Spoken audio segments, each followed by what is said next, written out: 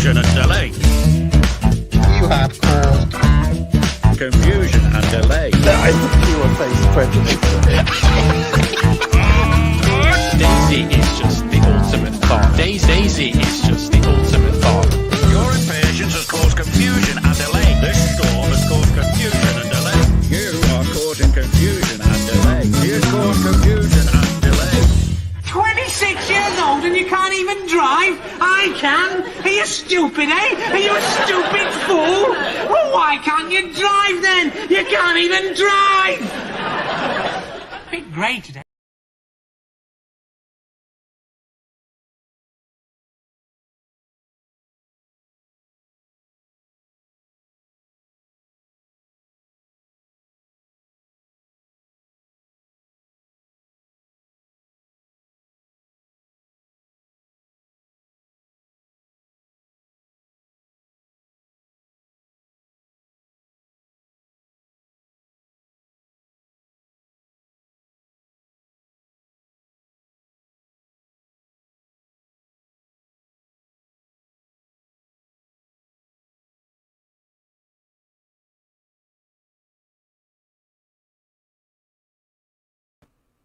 Oh, sorry, everybody. Sorry, I didn't add myself to the stream.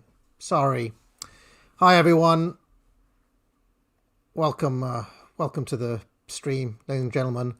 In fact, it's probably good that you didn't hear what I was saying, because I was basically having a go at somebody called Pakistani Agent and said I'm not happy with that person being in my chat. No hard feelings or anything. I just don't.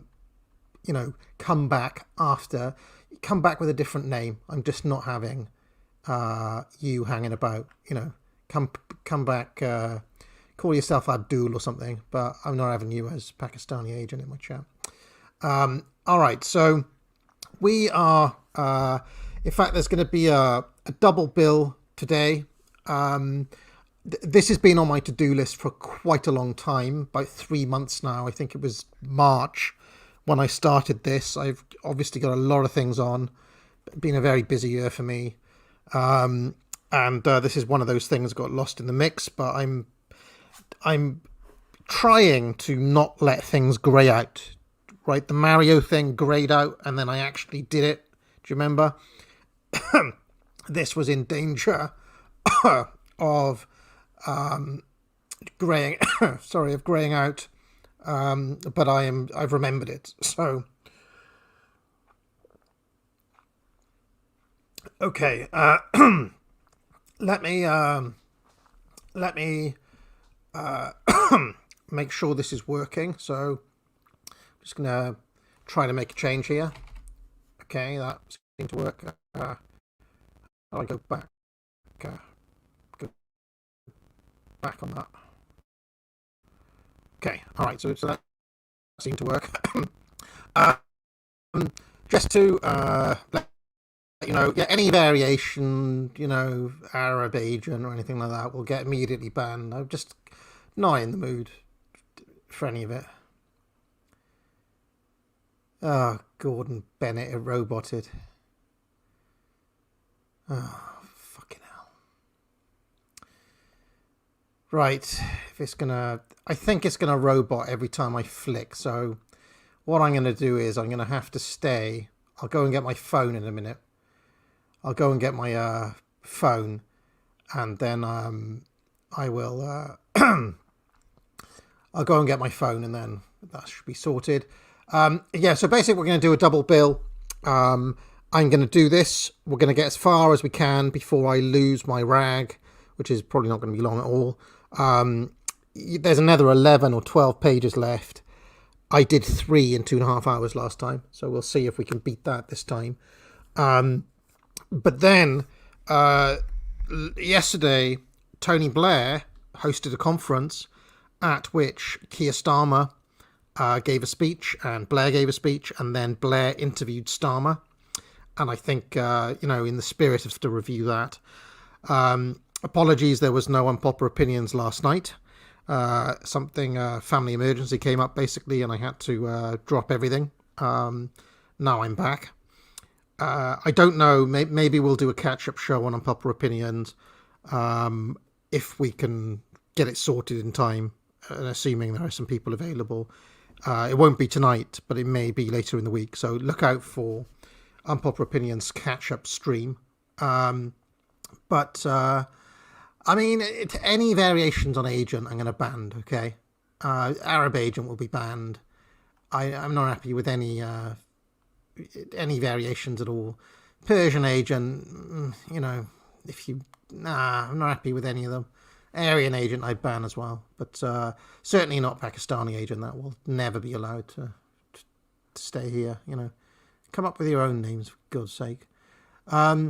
So just in case you did not watch the first stream, okay, let me just share my screen a second.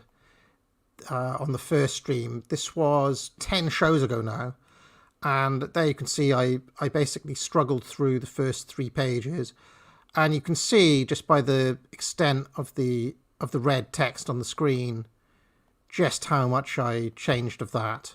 And you can see my efforts for the first 3 pages in the show notes. They're hidden there, so take a look at that in your own time if you haven't. Yeah, academic Arab, that'll be banned as well. I mean, I'm just not having any variations, any attempt to be clever or funny or to joke or to make any sort of snipe at all will be immediately banned. I am a zero tolerance individual, always have been, always will be. Try me, I'll just ban you straight away. I don't care if you pay, I don't care if you've been following the channel for 10 years. I'll just straight up ban, I'll never see you again. I don't give a shit.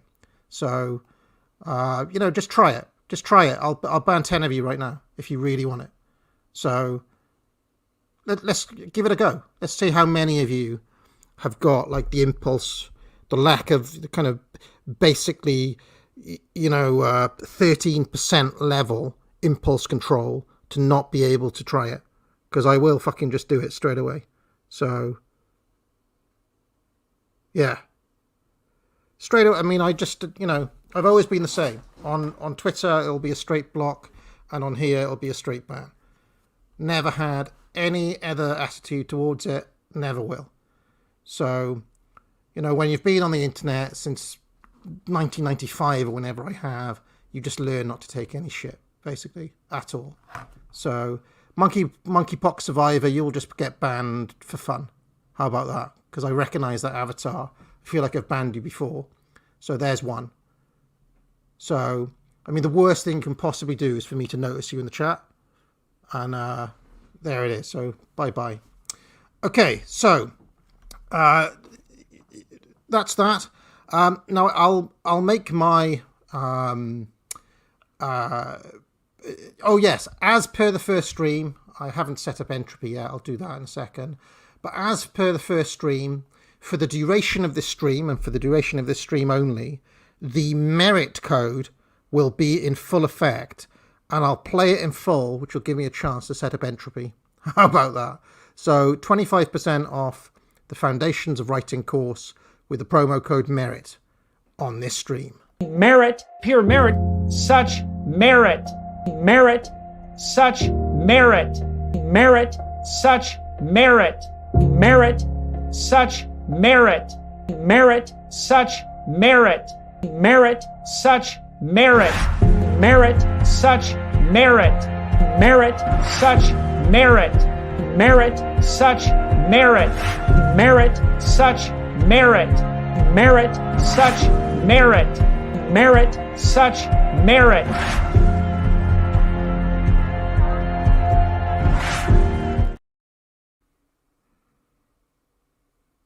Oh, shit.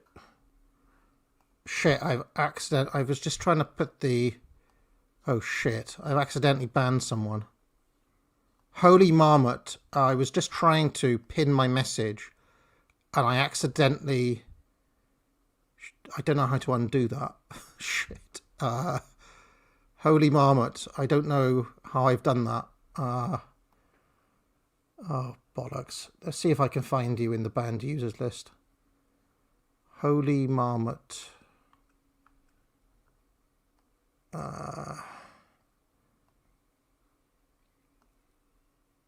Oh, holy shit, there's like over 1,000 people banned, so... Sargon of Akkad. Sargon of Akkad is not, that's not the real one, surely. I'm just having a look at the user list. That can't be the real Sargon of Akkad, because I see him in the chat sometimes. Oh yeah, they're fakes. It's a fake Sargon. Oh, bollocks, I'll never find you. Oh shit. Well, I'm sorry about that, mate. Sorry about that. I mean, a lot of people are a lot of those banned accounts are bots and things like that, you know. But yeah, you know, like I said, I'm zero tolerance, and I don't give a shit. I don't give a shit.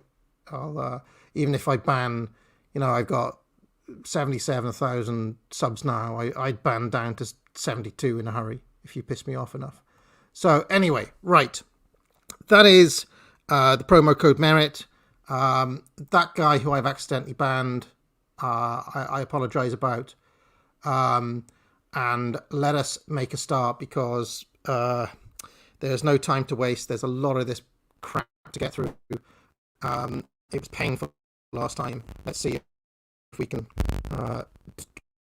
you know, work more quickly this time. So, agency.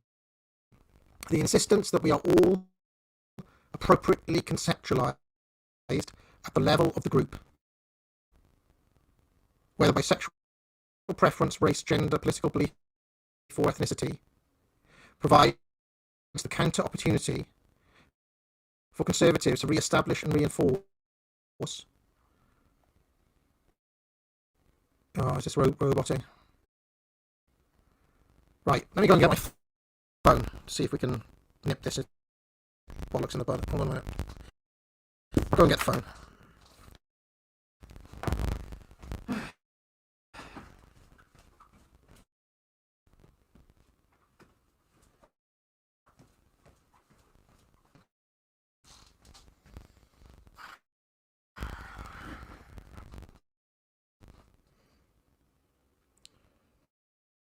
Right.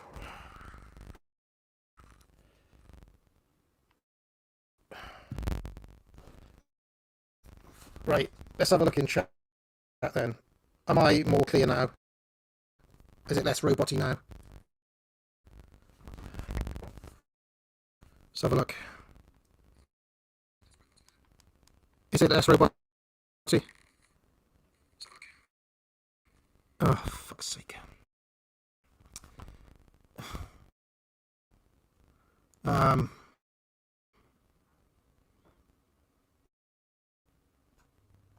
don't know what to do about that then.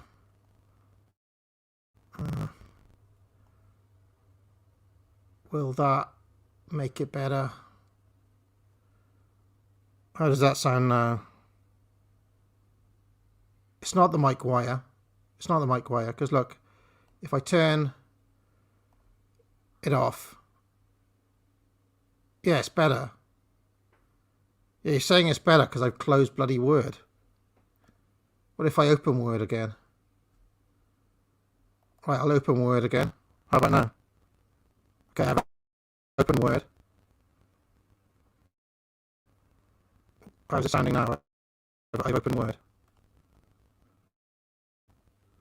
Oh, bollocks, how am I going to do this stream then?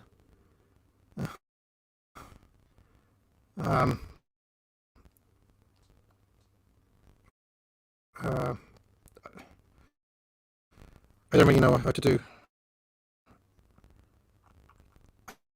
How is it possible that opening Word fucking fucks with my mic? I don't understand that.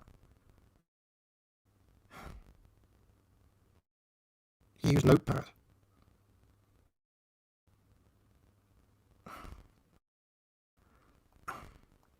Okay, I've shrunk it so it's not full page. Is that any better? Is that better now? I shrunk it. Is that better?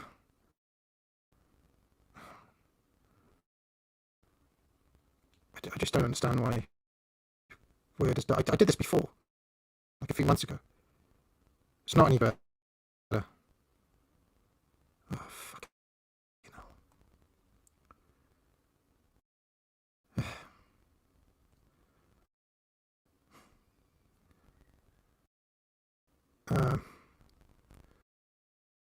Why is it not to do then?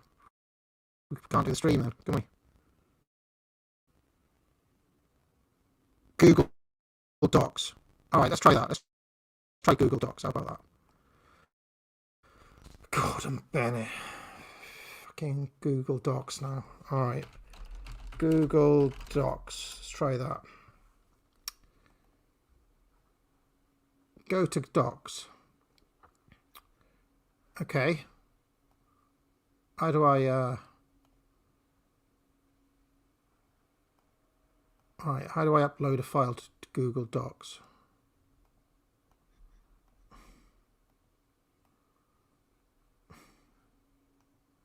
I've never used Google Docs before. How do you I just open the file in Google Docs, do I?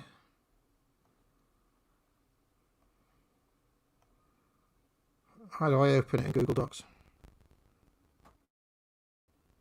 Yeah, I'm clear now because I've closed Word, haven't I? I've closed Word. So how do I... God's sake. This is taking forever now.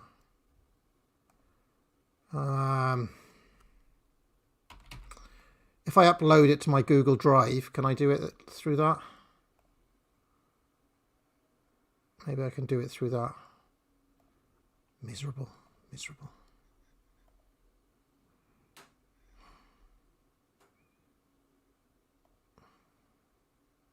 Right, I've got it open. Can you do track changes in Google Docs then?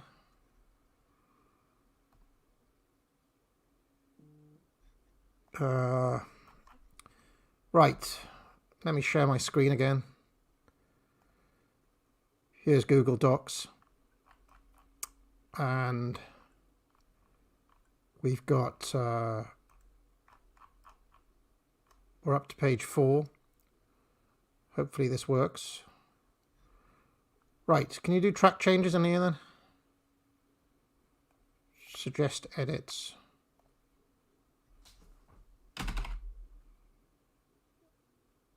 Oh, fuck's sake. Right. Yeah, can I do, I want to do track changes though.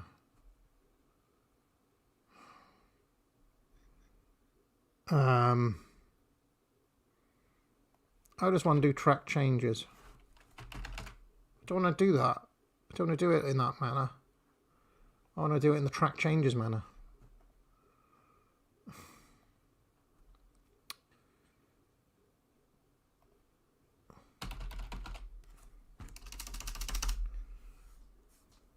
How can I do track changes in here? This is a disaster of a stream so far. Fucking brilliant.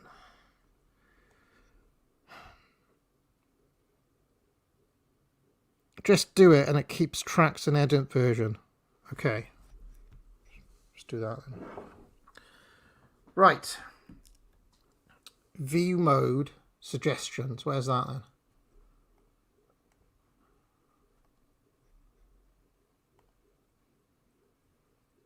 View mode suggestions. Yeah, I don't want it to come up like that. Alright, we'll have to do it like that then. Right.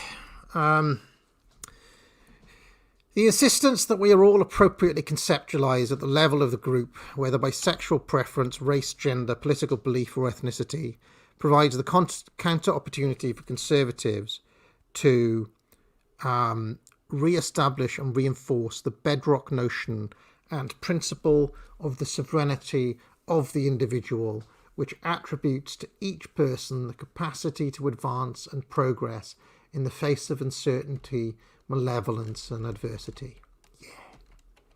Yeah. Dr. Peterson, what are you talking about? That's the first question. What is Dr. Peterson talking about? Remember, he said he took 10 years to write this. It may take me 10 years to figure out what the hell he's saying in the sentence. The insistence that we are all most appropriately conceptualized at the level of the group, whether by sexual preference, race, gender, political belief, or ethnicity, provides the counter opportunity, the opportunity for conservatives to re-establish and reinforce the bedrock notion and principle of the sovereignty of the individual, which attributes to each person the capacity to advance and progress in the face of malevolence, uncertainty, and adversity. Yeah.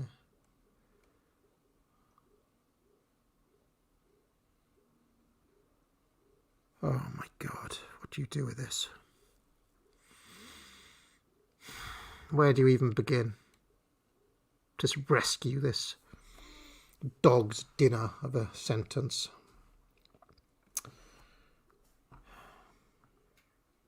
How do I zoom in on this? How do I zoom in? People are asking me to zoom in. How do I do? Is it here? Here we are. And I'll make it the full screen as well. So you should be able to see that now. Happy? Right.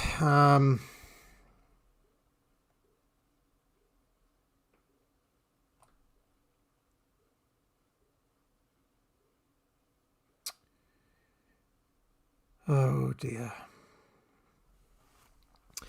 I mean, for a start, I hate Peterson's kind of insistence on removing nouns, doers of objects, and writing in this kind of weird passive voice that he does. I mean, who is insisting? That's the first question, right? Who is making this insistence? Well, he's talking about the left, isn't he? The left, it's either the insistence by the left or the liberals. It's the liberal insistence or the leftist insistence. So we can say something like, leftists insist that we appropriately conceptualized, leftists conceptualize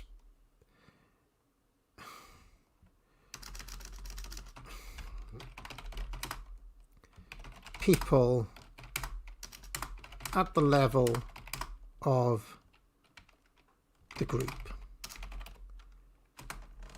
And I'll just put sexual. Leftists conceptualize people according to groups such as sexuality, race, gender, and political belief. Right, that's what he's trying to say in the first bit. Okay? Yeah. So leftists conceptualize people according to groups such as sexuality, race, gender, and political belief. As conservatives,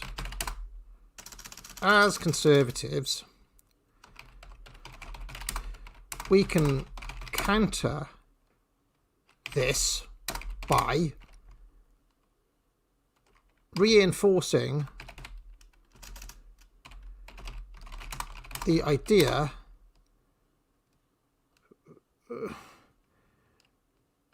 that individuals can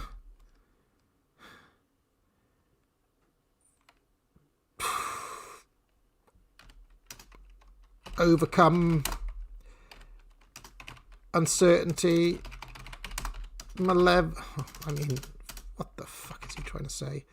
Can overcome uncertainty and adversity. I don't know what malevolence is doing there. Are we happy with that? Is that what he's trying to say? Is that what Peterson's trying to say? Are we happy with this? Leftists conceptualize people according to groups such as sexuality, race, gender, and political belief. As conservatives, we can counter this by reinforcing the idea that individuals overcome uncertainty and adversity. Press 1 if you agree that that is what Peterson's trying to say, and press 2 if you think he's trying to say something else.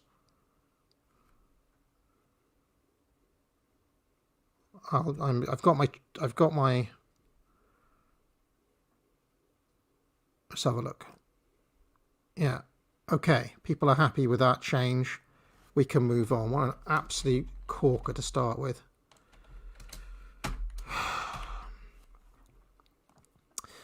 Those with truly canonical Western views can, as well, oppose the demoralizing notions of the essential corruption of all human activity and its putative basis in nothing but oppression and compulsion.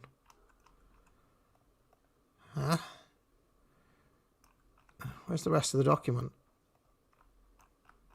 All right, okay. We skipped a page here. With nothing but oppression and compulsion, with the knowledge that the desire to strive forward is its essential form. What the fuck is he talking about? Those with truly canonical Western views, okay, as well, oppose the demoralizing notions of the essential corruption of all human activity and its putative basis in nothing but oppression and compulsion, with the knowledge that the desire to strive forward is its essential form, a manifestation of the spirit of voluntary cooperation, the desire for productive, reciprocal social interaction, and the reality of genuine goodwill. Holy shit.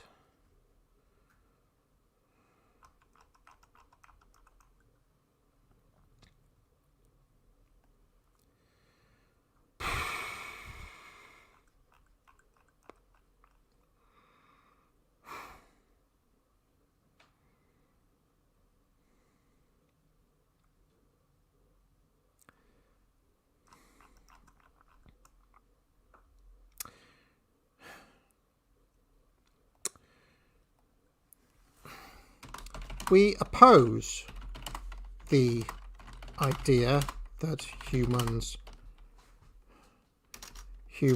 activity is...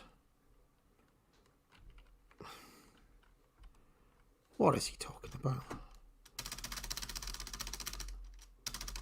We oppose the idea that human civilization is built on oppression and coercion, I think he's trying to say, basically.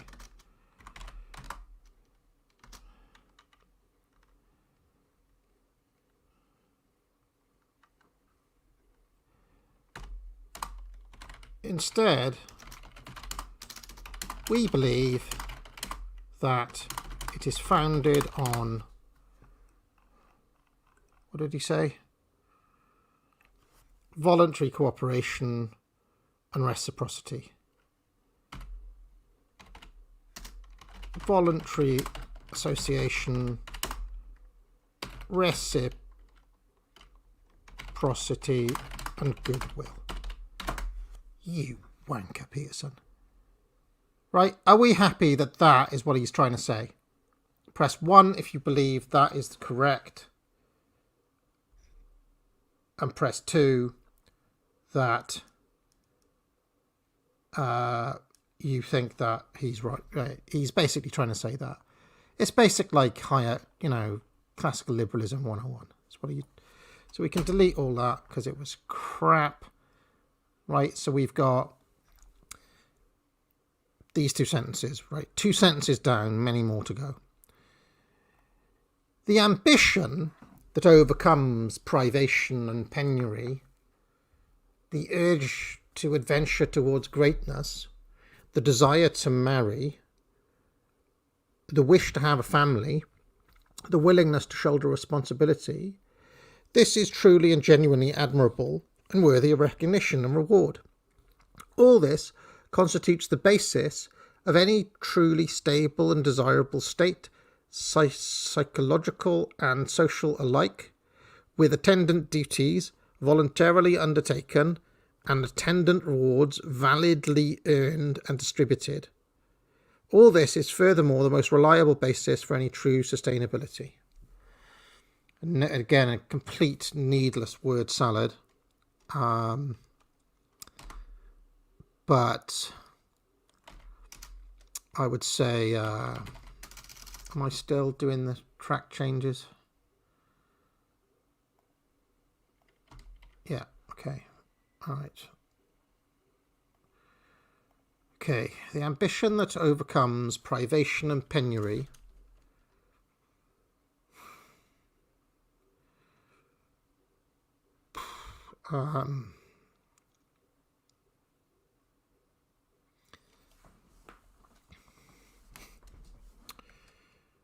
okay. All this is truly and genuinely admirable.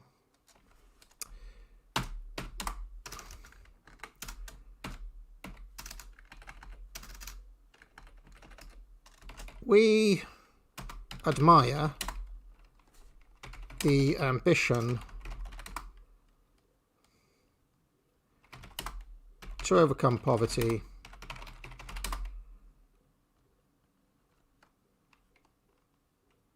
the spirit of adventure, let's just say,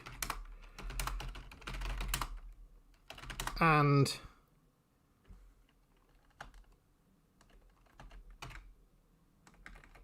the desire to get married and form a family.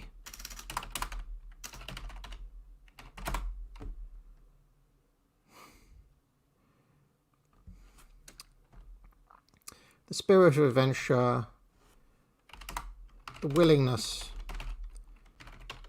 to shoulder responsibility. That is what he's saying, I think, pretty much. I'm just rephrasing it a little bit. And the desire to get married and form a family.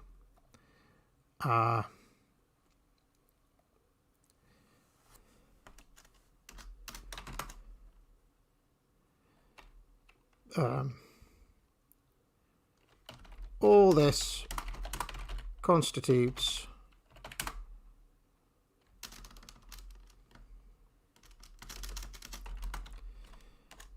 any stable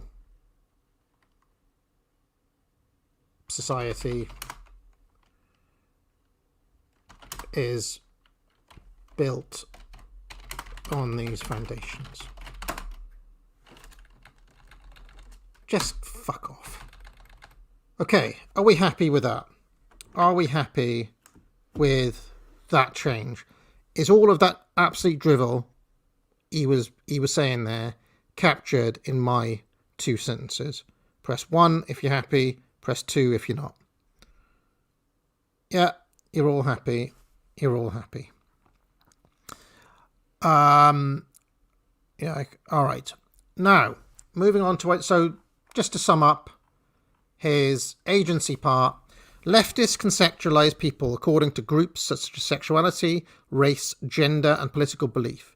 As conservatives, we can counter this by reinforcing the idea that individuals can overcome uncertainty and adversity. We oppose the idea that human civilization is built on oppression and coercion. Instead, we believe that it is founded on voluntary association, reciprocity, and goodwill. We admire the ambition to overcome poverty, the spirit of adventure, the willingness to shoulder responsibility, and the desire to get married and form a family. Any stable society is built on these foundations. End. At least, I mean, I'm not saying I agree with the ideas, but at least mine reads well. Peterson's 0 out of 10. Honestly, I'd fail. I mean, if somebody handed this in, I'd be tempted to fail it on the style alone, because it's just atrocious. Okay.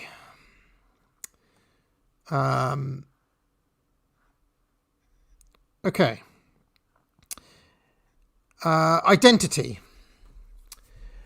A sophisticated and adaptive identity is in no wise established through the mere what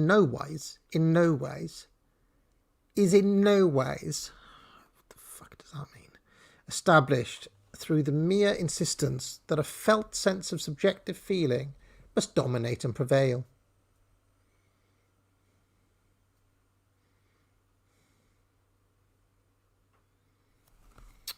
Just shut up. A person's identity cannot be defined by their feelings. Okay? Just shut up. That's what you're trying to say. Fucking hell. Identity is instead the result of continual and iterated communication, cooperation, and competition between parents and children, husbands and wives, parents and children, friends, colleagues, subordinates, superiors, and the present and future selves of sovereign individuals.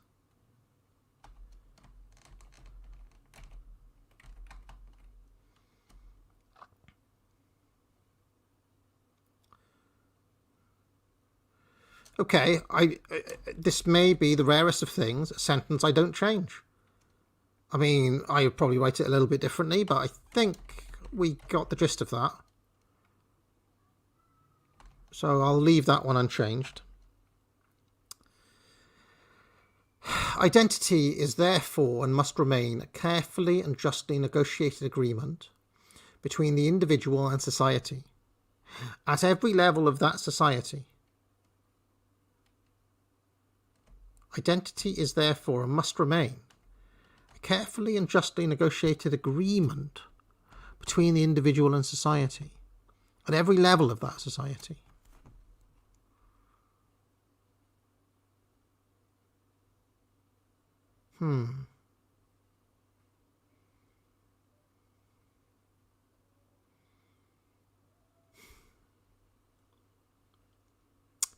Okay, I'll leave that unchanged. Just trying to take in what he's actually trying to get out there. I mean, incidentally, I'm not really commenting on the content, but I don't really agree with him here. I would suggest that many of these things are basically unchosen and not negotiated at all. But anyway, that's not the argument he's making. So, conservatives can therefore offer a revitalised conception of sovereign citizenship as the most meaningful and significant form of identity. The sovereign citizenship that makes each person a credit to themselves, a reliable partner in marriage, a caring, judicious and discriminating parent, a trustworthy and competent partner in enterprise, an active participant in local and distal civic institutions, and an informed, enlightened and ethical political actor and voter. I mean, this is basically the point of view of a child. This is literally a child's view of society, but I don't have any particular problem with this passage here. I think it basically makes sense on its own terms. I don't think I need to change anything. This is all predicated on conceptualizing and articulating the need for a shift in the Western individual's moral outlook away from the narrowly... Oh, fucking hell.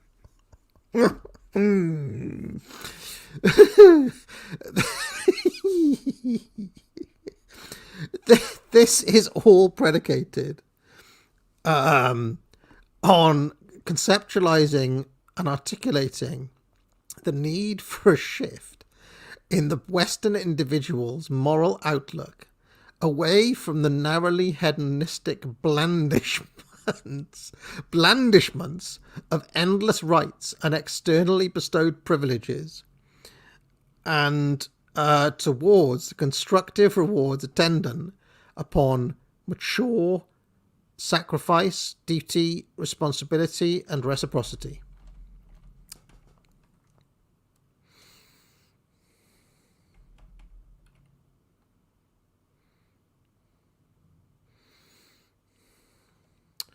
I mean, this is a terrible sentence that I'm going to have to do something with because it's just horrible.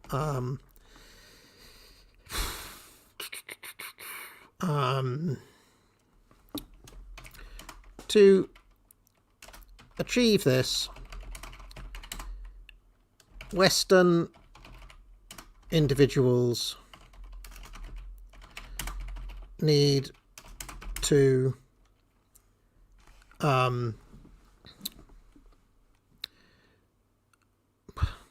I mean, he's basically using the JFK line, you know, ask not what your country can do for you, but what you can do for your country. It's basically what he's trying to say. But to achieve this, Western individuals need to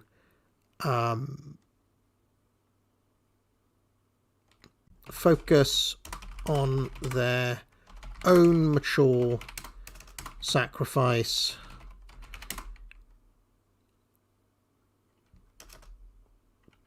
is duties, responsibilities, and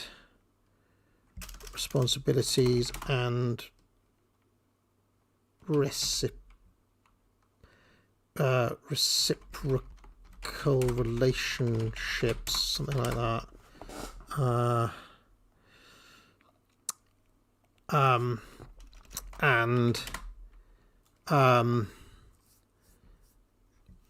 Look less towards the discourse of less towards the discourses of endless rights and privileges that have dominated recently, something like that.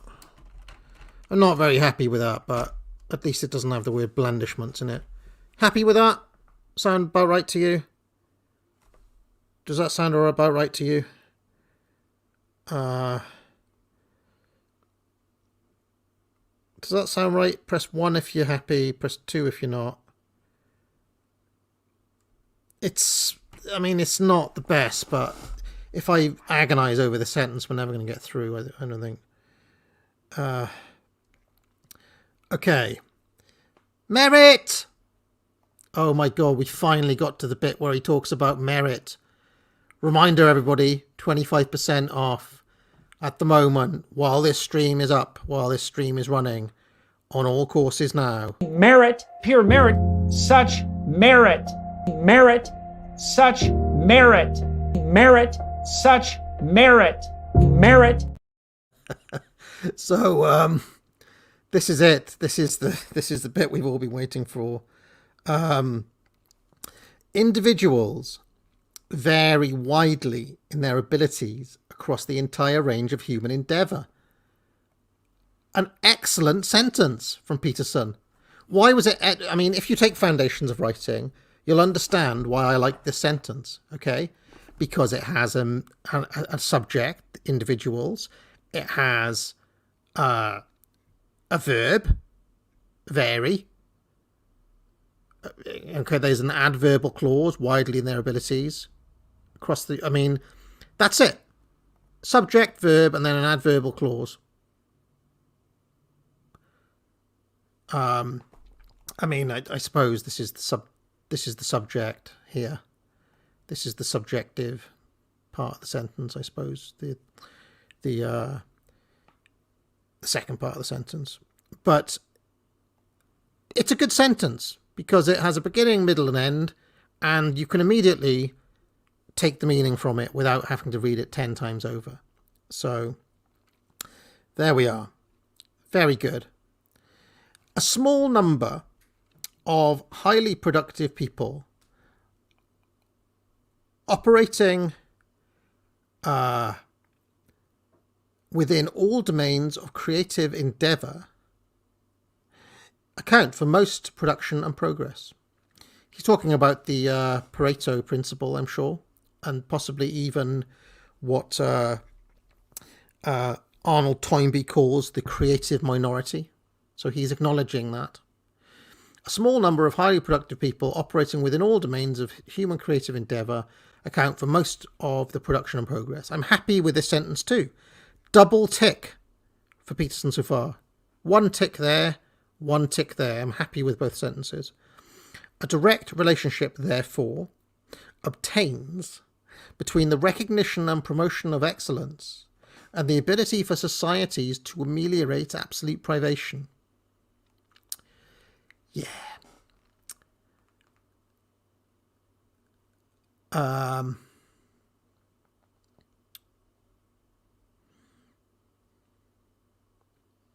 don't like ameliorate absolute privation. I think it's wanky. I think I'd prefer something like I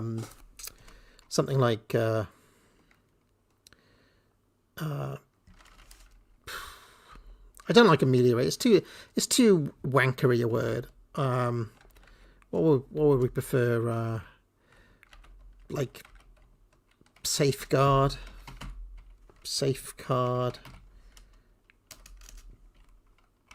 or mitigate, something like that.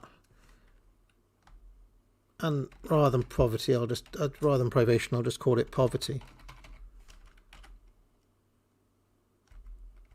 Maybe I'll just take out absolute, because absolute poverty has got a particular kind of statistical definition as being below $1 a day or something like that. So I'll take out the absolute. Mitigate poverty. To generate and disseminate creative solutions. Oh, here we go. The sentence continues. A direct relationship therefore obtains between the recognition. Obtains from what? A direct relationship therefore obtains between the recognition and promotion of excellence and the ability for societies. I'll just say, what he really wants to say is, therefore, societies should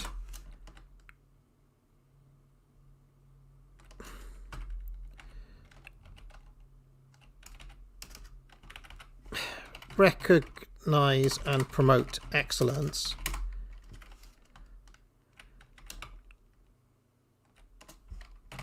and mitigate poverty. Yeah? Yeah.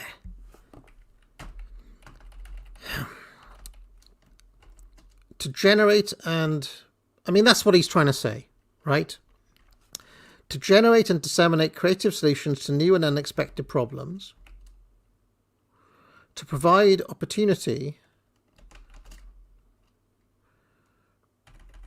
Okay, he's doing a list, so I'll just put a colon there. Get rid of the twos. Therefore, society should recognise and promote excellence and mitigate poverty, generate and disseminate creative solutions to new and unexpected problems, provide opportunity for individual and social flourishing and advancement, and to justly and effectively... Oh, we'll just take out the... And justly and effectively reward those endeavouring to be productive, successful and generous. Okay. The tight causal connection between merit and consequence means that pure merit can be just a typo from him, I think.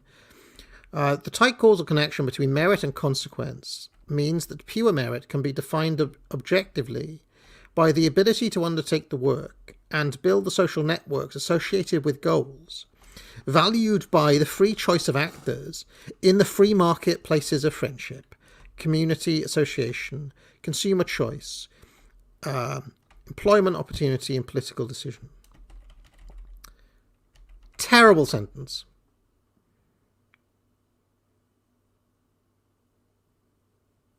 Absolutely terrible sentence. Terrible sentence.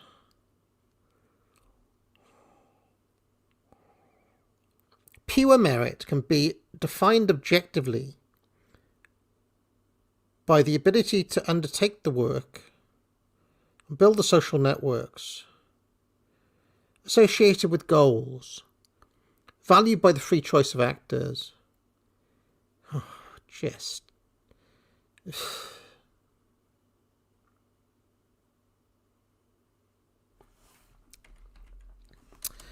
Merit can be defined as the ability to achieve desirable outcomes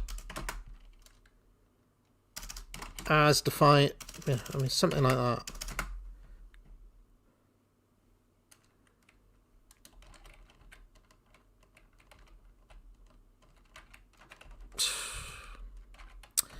Merit can be defined as the ability to achieve the outcomes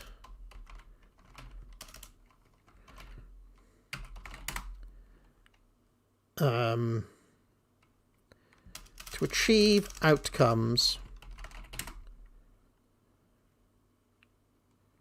Merit can be defined as the ability to achieve outcomes desired by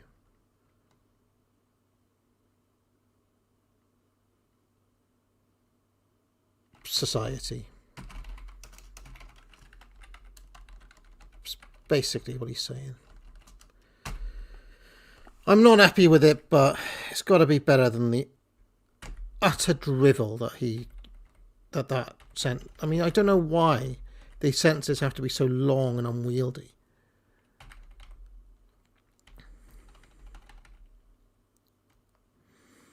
Such merit has been validly, and I don't know what's going on in the chat. Every time I look, there's another 50 gifts been taken out. Devis, have you won the lottery, mate? Have you won the lottery? What's I mean, you're giving out a lot of a lot of gifts there. Anyway, such merit has been validly, however partially and imperfectly. Validly what? Such merit has been validly, however partially and imperfectly, and must remain the fundamental principle governing... It doesn't even make sense.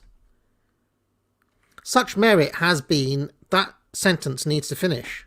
It has been defined. Such merit has been... The sentence lacks merit, Jordan.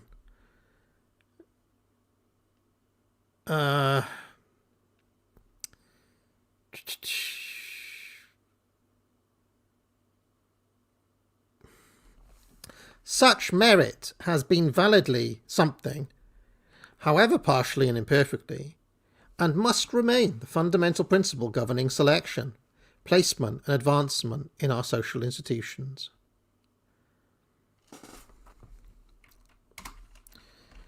This definition of merit is valid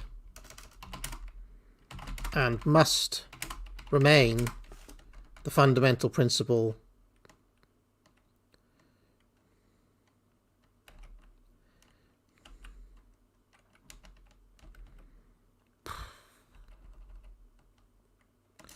and must remain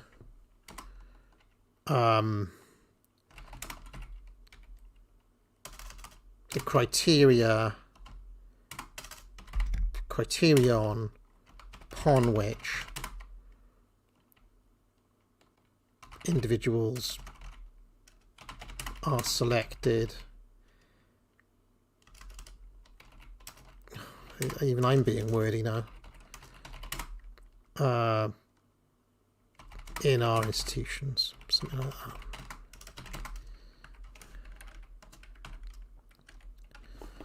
This definition of merit is valid. I mean, even that is redundant, really. Merit must remain the selection criteria. Merit must remain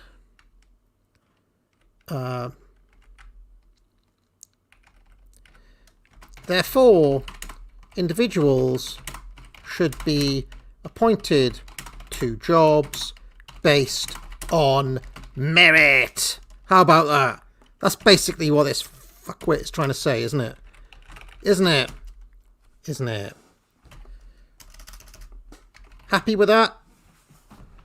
Is that? Would you agree that all Peterson's trying to say in that sentence, this one, such merit has been validly, however partially, blah, blah, blah, blah, blah, blah, blah.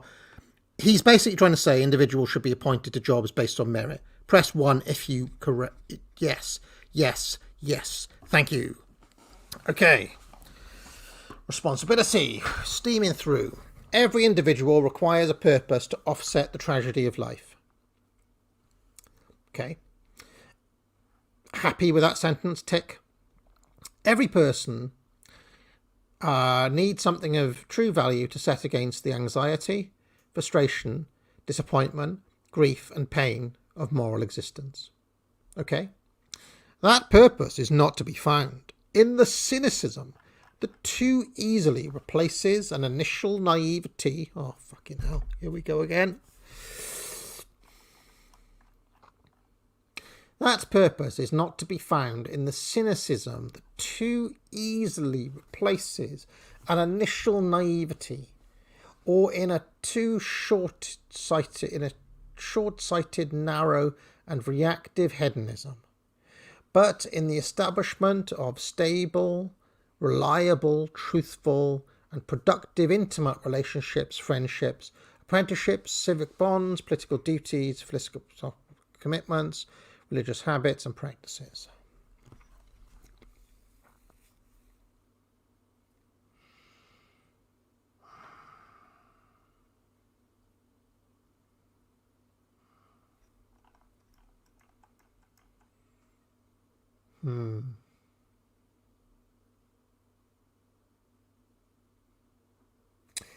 Every person, right, so that purpose is not to be found in the cynicism that too easily replaces an initial naivety.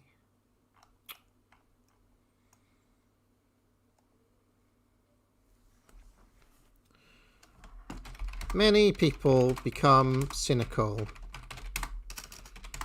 when the idealism of their youth is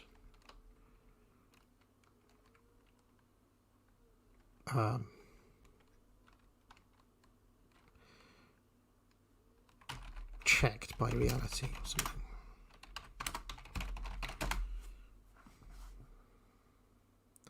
He just tries to say too much in every sentence.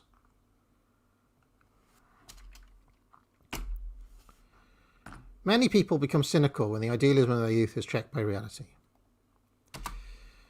Something like that.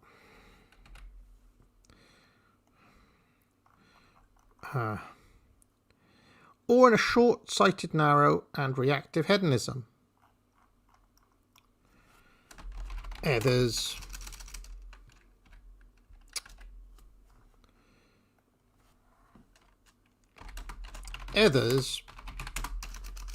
turn to hedonism.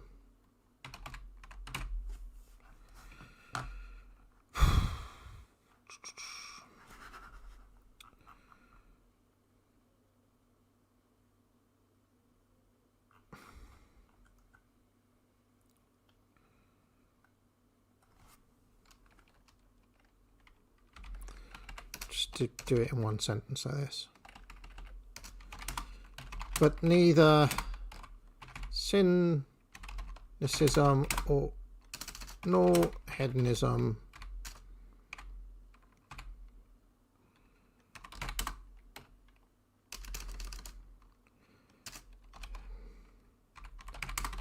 is the answer. Something like that.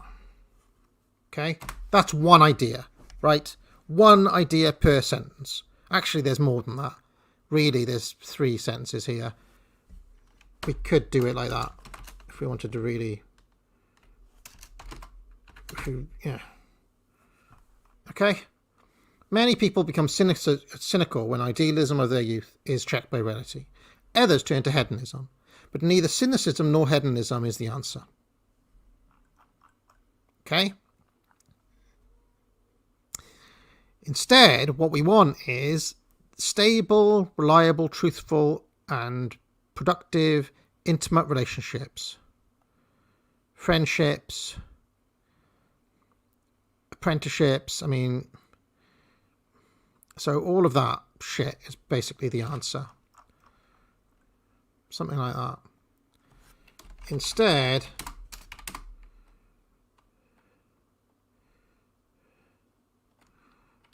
we need stable, reliable, truthful, productive, and intimate relationships, friendships, apprenticeships, civic bonds, political duties, philosophical commitments, and religious habits and practices.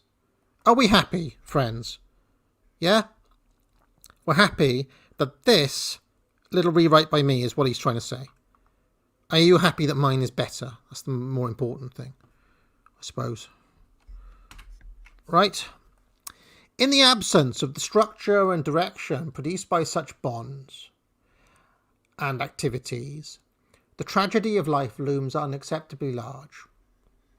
Unusually good sentence. I'll leave that.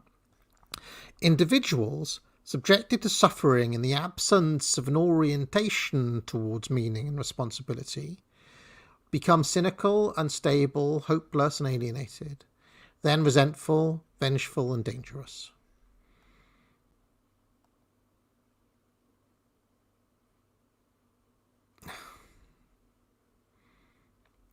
Okay, it's not how I would write it, but I'll leave it go, because at least it makes sense.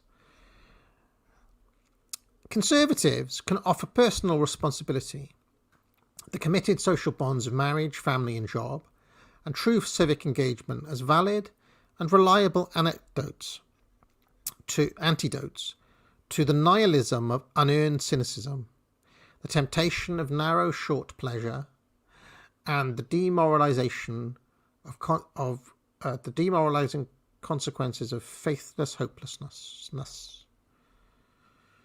Okay, I suppose I'll leave that go as well. I mean, he's repeating himself quite a bit, but I'll leave it go. Such advocates can remind us that all sacrifice, the willingness to forestall the gratifications of the immediate moment, the willingness to engage in difficult endeavours in the present to build something worthwhile for the future, the moral obligation to withstand the trials of immediate, timely disagreement and conflict to ensure a lasting peace, okay, is a laudable, necessary, and ultimately redeeming activity.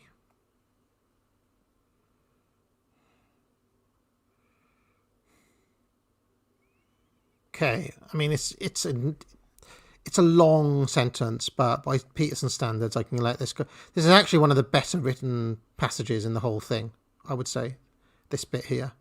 I mean, it's not how I would write it, but the purpose of this is to not rewrite the entire thing as I would write it, but just to rewrite it so that it makes sense and that it's easy to understand. So I'll leave that go. Such advocates, again with the such advocates can finally define a pathway through the pitfalls of guilt, offering atonement through responsibility as the proper response to the inevitably unequal distribution of talents and privileges.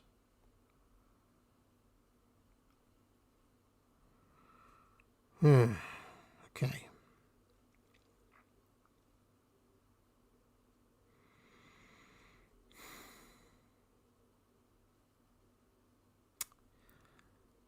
Okay, I'll leave it go. I'll leave that whole bit go. I'm tempted just to get rid of it because he's not saying anything that isn't established up here, really. But I'll let it go. The community. The West has rightly emphasised the value of the individual, drawing on traditions derived from Rome, Athens, and Jerusalem. Jerusalem. Really? Jerusalem. Okay. The admirably, I mean, okay, if you want. I mean, you know, other opinions are available, I guess. The admirably liberal West has properly and usefully articulated a doctrine of individual rights grounded in natural law, in consequence, and that has led to an era of freedom unparalleled in its productivity, generosity, and universality.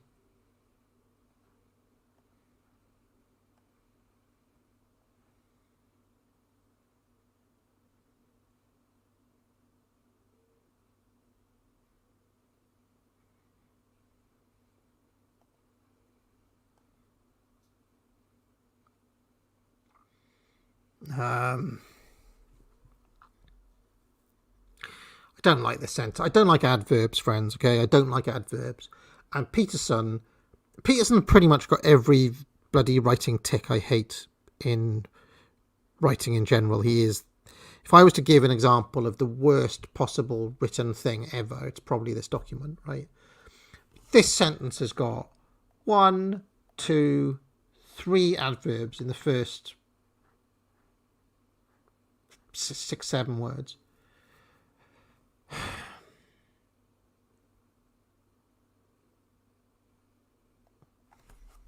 going to try to rewrite. I don't like this sentence. The West is rich because of liberalism.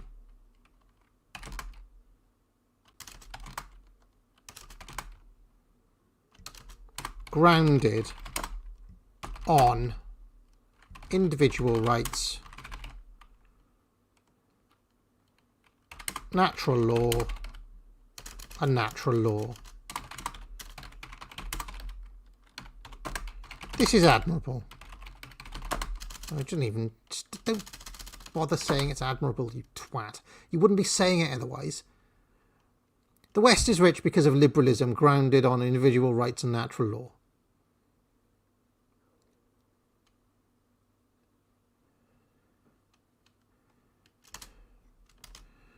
Which has afforded unparalleled liberty.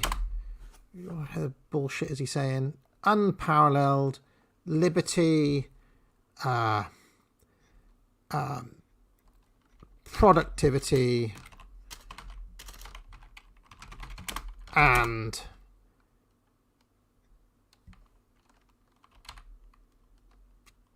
universal values or some bullshit, whatever he's trying to say. Okay, are we happy with that? I hate that sentence. I really hate some of his sentences. Right. But the highest ideal to which an individual might aspire, maybe rich is not, it sounds a bit, maybe prosperous. Prosperous. It's probably closer to, rich has got kind of connotations and makes you think of poor people and so on. So we'll say the West is prosperous because of liberalism, grounded on individual rights and natural law, which has afforded unparalleled liberty, we'll say freedom, not to unparalleled freedom, productivity, and universal values. But the highest ideal to which an individual might aspire cannot be grounded in an atomistic individualism or predicated on the assumption that the highest manifestation of human striving be akin to isolated self-actualization. Okay.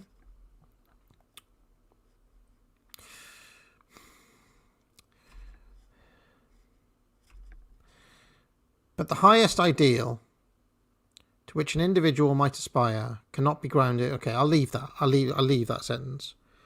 Again, it's not the sentence I would write, but I'm not trying to rewrite every word. Okay. The highest ideal to which an individual can aspire cannot be grounded in atomistic individualism or predicated on the assumption that the highest manifestation of human striving be akin to an isolated self-actualization.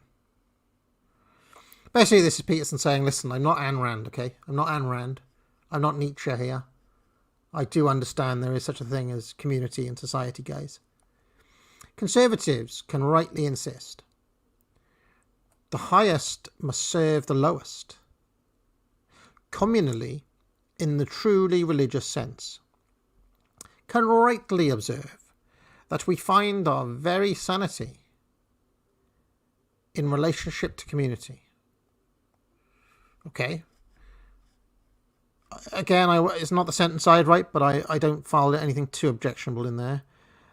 Conservatives can note that sanity itself, both personal and social, is something continually and inescapably negotiated.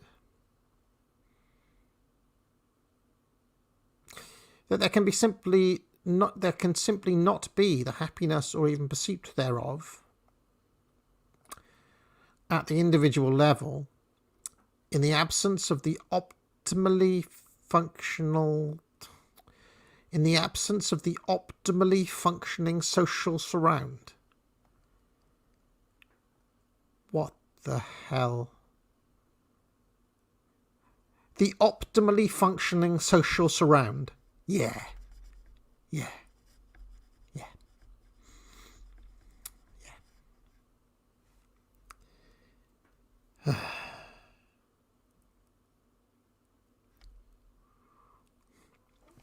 Conservatives can note that sanity itself, both personal and social,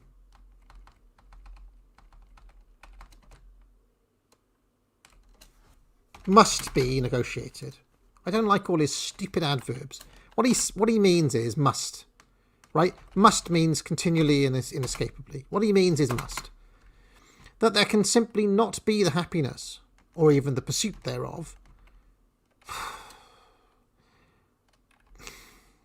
just shut up. That individuals cannot be happy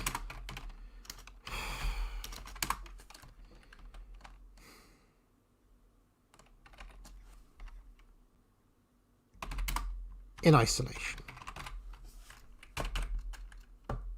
Yeah, press 1 if you think that is what he's saying, and press 2 if you think I've got it wrong.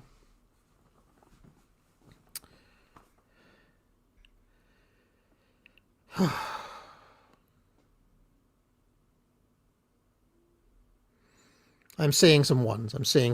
Okay, we're happy. A purely individual ethos is shallow, unsustainable, and worthy, and fragile. What do we do when our happiness vanishes?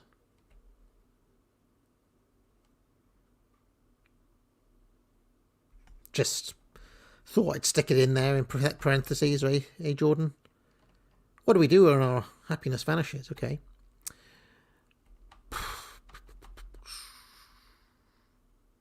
Yeah, all right, well, I'll leave it. It's a bit random, but a purely individual ethos fails to provide the orientation crucial for the upward striving that constitutes hope. Yeah, the orientation crucial for upward striving. What the individual ethos fails to provide, ladies and gentlemen, is the orientation crucial for upward striving. Fucking twatty formulations. That constitutes hope, the integrity necessary to resist temptation, the antidote to the dangerous and narcissistic expansion of ego and presumption, or the bounds of love that support us through tribulation, trial, and tragedy.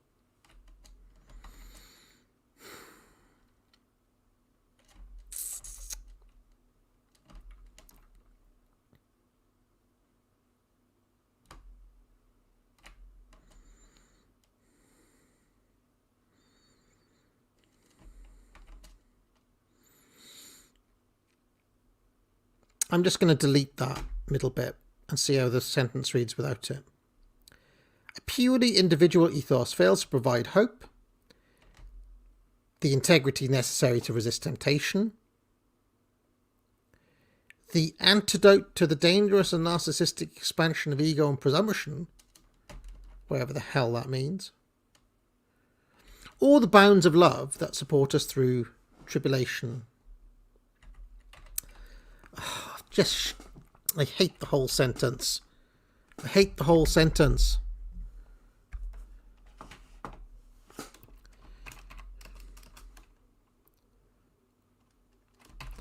For hope, the resistance, for strength to resist temptation,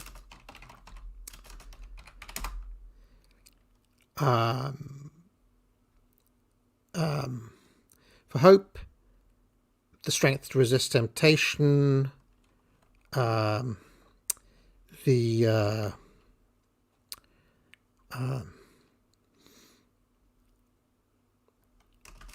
temptation, or to resist temptation, the strength, let's just say humility is what he's trying to get at. For hope, the strength to resist temptation, humility, and love, you need other people. That's what that whole fucking sentence is trying to say. For hope, the strength to resist temptation, humility, and love, you need other people. End. Oh, hold on, I'm getting a lot of twos. What do you object to, Jenny? Jenny's Communist Drum Circle, what do you object to? What's wrong, Jenny? I say he's trying to say that for hope, the strength to resist temptation, humility and love, you need other people. What else is he trying to say in there that I haven't captured?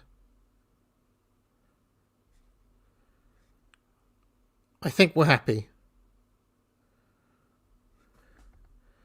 Okay. For hope, humility, love, and the strength to resist temptation. For hope, humility, love, and the strength to resist temptation, you need other people. All right? I think that gets around the ambiguity there. For hope, humility, love, and the strength to resist temptation, you need other people.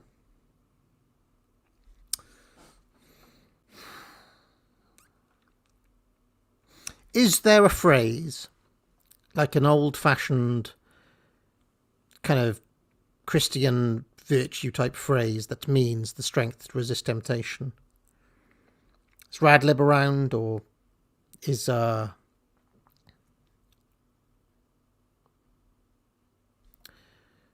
you need faith and other people? How about that? Fortitude, temperance,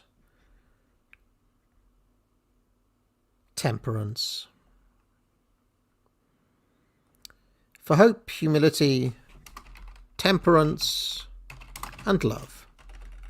Yeah? You need faith and other people.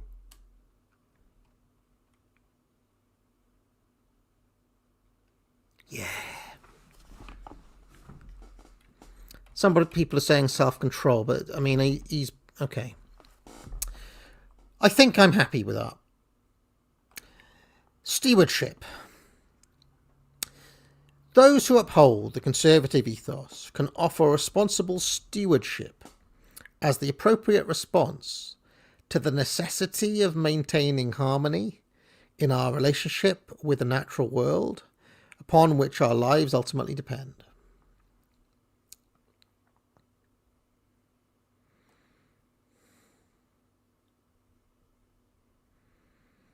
Why is he so wordy? conservatives, right? Not those who uphold the conservative ethos, you twat. Conservatives, right?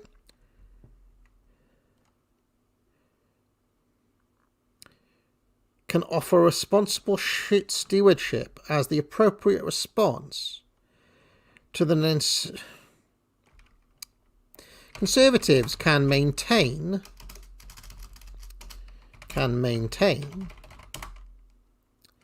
harmony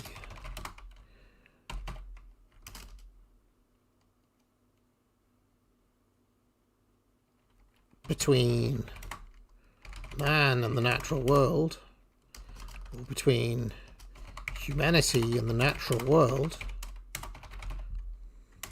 through stewardship.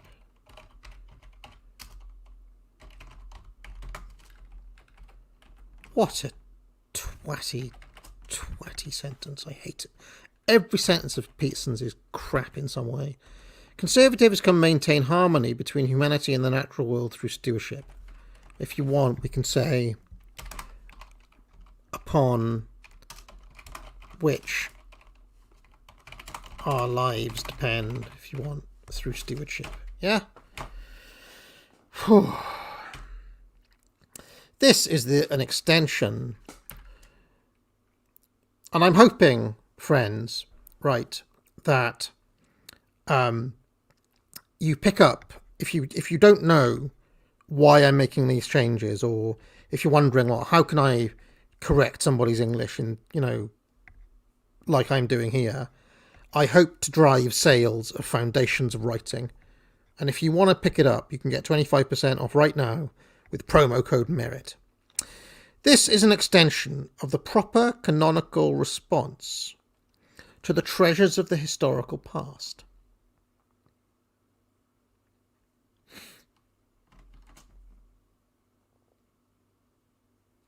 That which is valuable should be recognised, valued, maintained, guarded, and passed down the generational chain.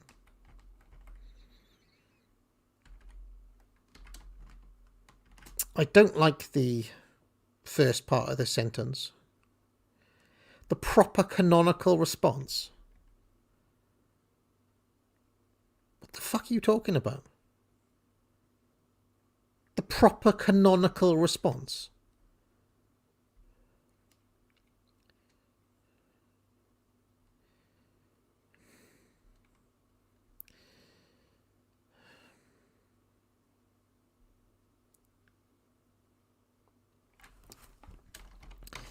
This just ugh.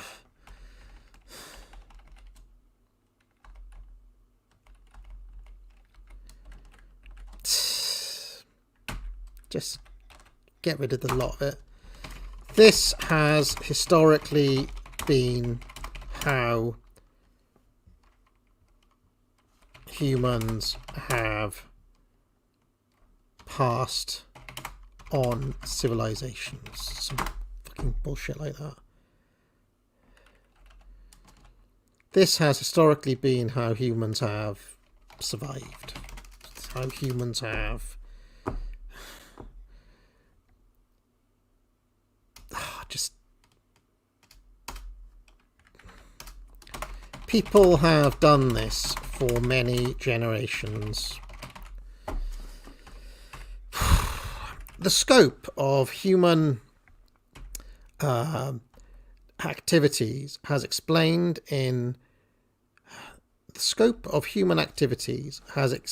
in recent decades to the scale that makes of those activities a genuine planetary force.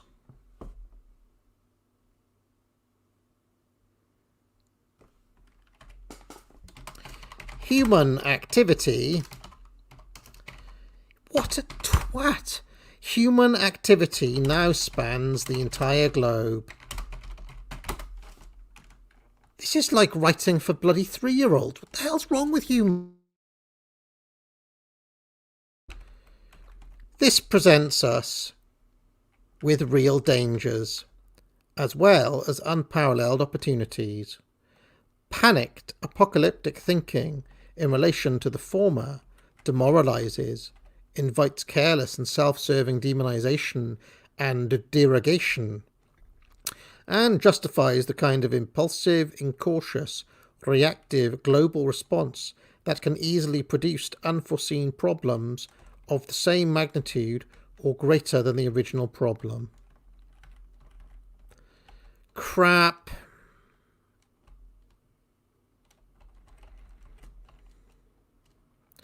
Just crap.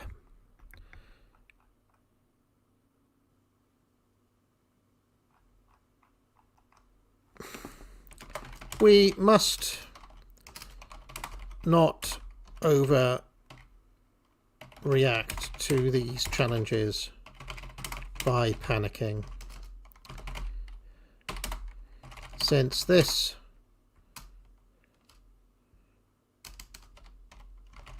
is that how you spell panicking in America? Okay. We must not overreact to these challenges by panicking, because this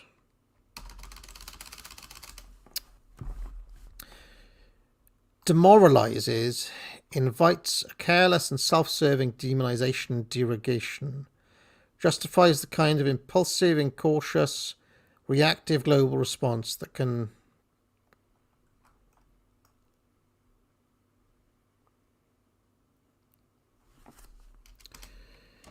by panicking, since this can demoralize us while also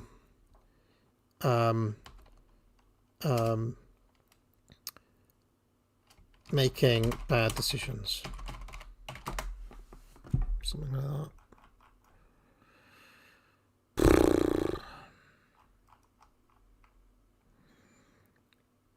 Let's say impulsive decisions which may have many unforeseen consequences.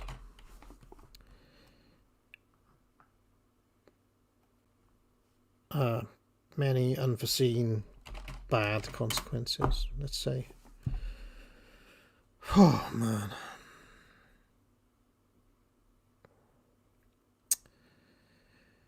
Right? Are we happy that that's what he's trying to say? Have I lost the sense of his sentence? Okay, I don't want to by making him clearer, I don't want to lose the sense of what he's saying. So I feel like he wanted a bigger impact than this. So we must not overreact to these challenges by panicking, or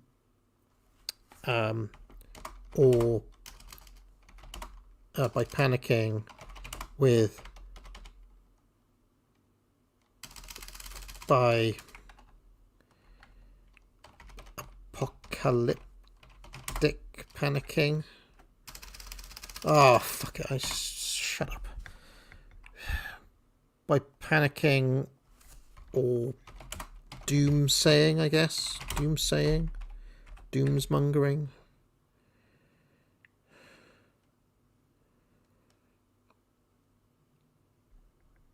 We must not overreact to these challenges by panicking or doomsaying, since this can demoralize us, while also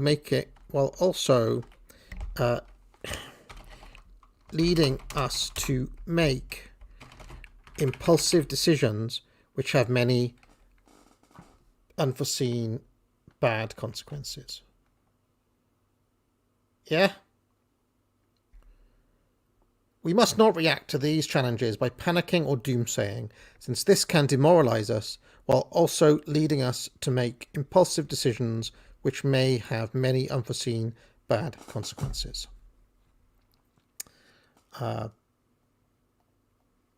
Causing us to make is better, I agree. Causing us to make impulsive decisions. Thoughtful stewards of the natural world, governed by the doctrines intrinsic to the Western canon, can, as an alternative, recognize the particulars of the problems characterizing the relationship between our industrial culture and the natural world, can confidently note the fact that the human ingenuity most effectively manifested in free societies has and might endlessly and more efficiently continue to ameliorate poverty and rectify excessive inequality, can encourage conceptualization of the human population and its constituent individuals as a net good in the planetary context, can deliver to young people, first and foremost, the message that people of faith, courage and goodwill can manage the very real problems that confront us and make the future not the apocalypse that is always threatening, but the eternally productive and abundant garden that we may all tend and inhabit. What a load of fucking shit. That is the worst sentence ever penned by man. Come on. PhD, man. Not just a PhD, a world famous academic.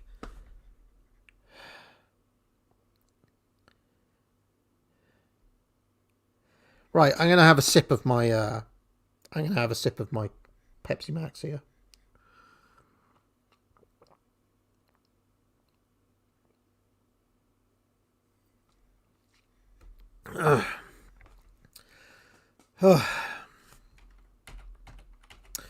Right. What we have to do in a sentence as big as this is to pick out what is the idea he's trying to convey, and re-articulate it in our own words and see if we can rewrite it, okay?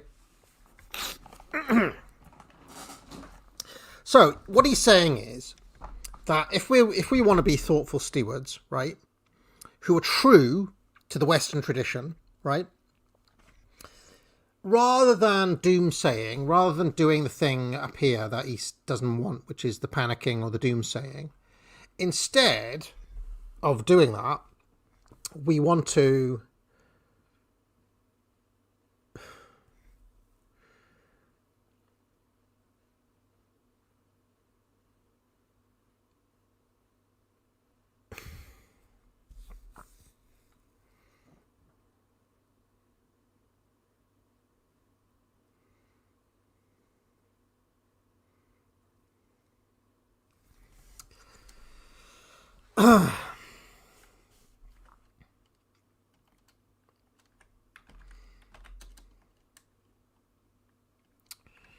I hate the Western canon bullshit. Just shut up.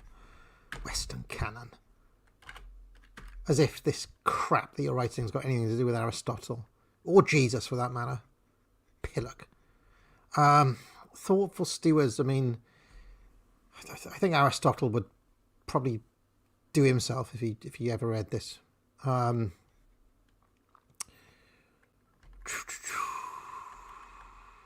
what did I write? We must not overreact to these challenges by panicking or doomsaying, since this can demoralise us while also causing us to make impulsive decisions which may have many unforeseen bad consequences. Instead, we should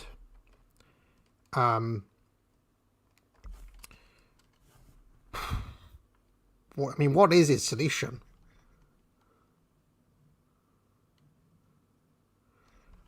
We should have faith that we can overcome the challenges ahead through our own ingenuity, as we have always done throughout history. Fucking twat. Right, is there anything else that he said that isn't captured by my sentence? So, is anybody happy or unhappy with my sentence, right? How does my rewrite differ from what he said? That's the question. Is there anything that I have added or taken away from him? Let's have a look.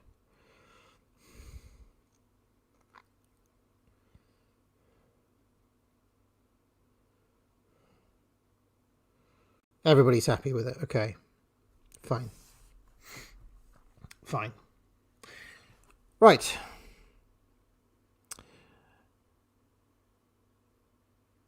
Education is missing, somebody said. Okay, where's the education bit?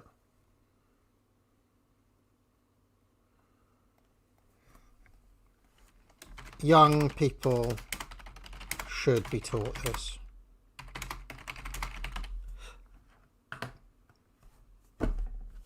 All right.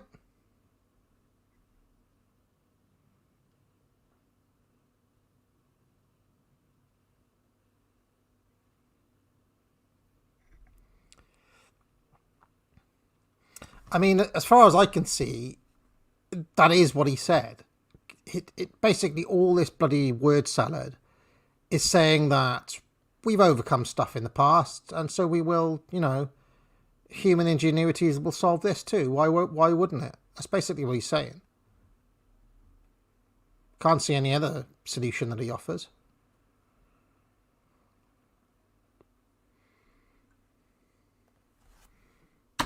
I agree, comma there.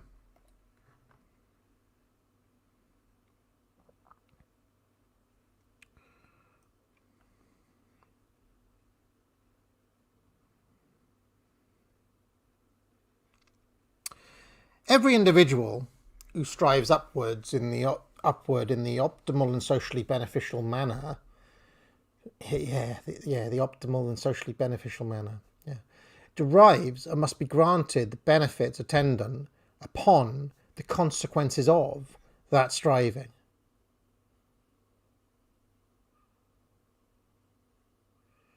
Every individual who strives upwards in the optimally and socially beneficial manner deserves to be granted the benefits attendant upon the consequences of that striving.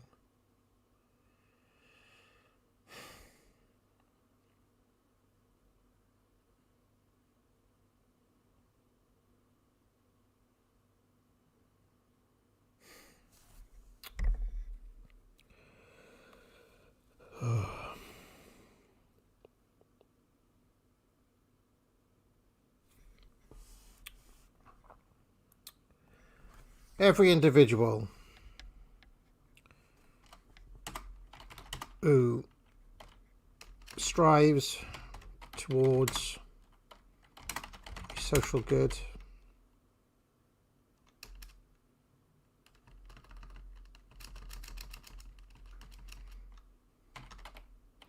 towards something beneficial to society should be rewarded for their efforts.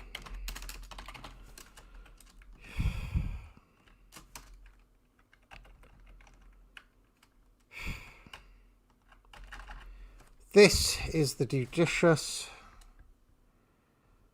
and discerning recognition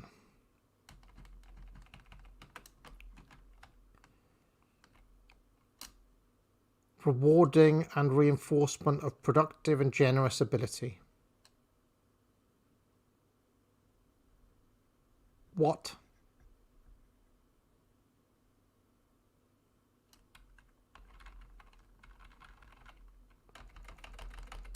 Just shut up.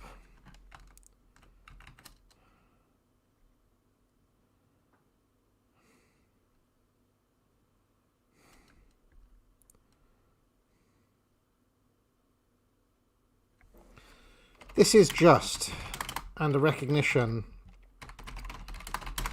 of their productivity.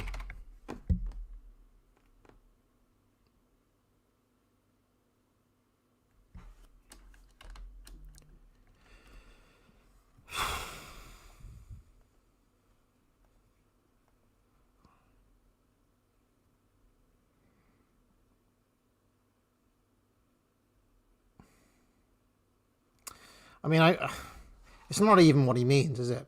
Because if we remember, he defined merit earlier on as actually achieving an outcome. So it's striving's not enough, is it? It's not really what he means.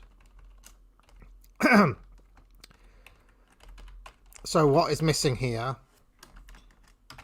is, and achieves it, should be rewarded for their efforts. Because Peterson wouldn't be if you just strove alone, he wouldn't be giving it to you. So we need this. Maybe I'll put it in parentheses. Or maybe we could just say every individual who achieves something beneficial to society, because that's really what he means. He doesn't mean strive, he means achieve. Strive, if you fail, he's not going to give you anything, is he? So every individual who achieves something beneficial to society should be rewarded for their efforts. This is a just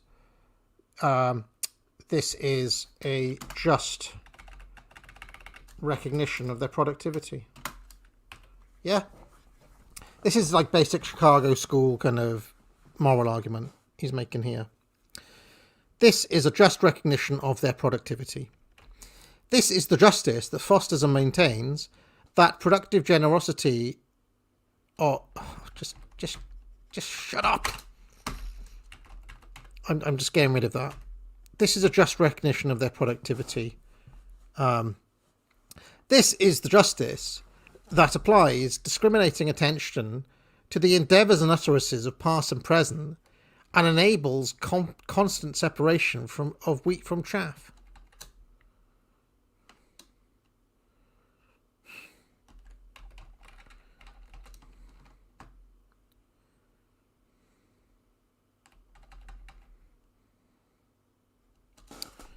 This is how we separate wheat from chaff.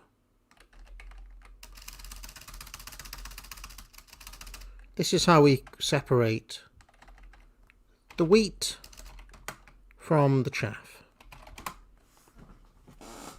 This is the justice that has in the past and must continue to be in the future the irreplaceable, necessary and corrective complement to what would otherwise be the incautious, too forgiving and infantilizing universal compassion that too easily masquerades and demands recognition as moral virtue itself.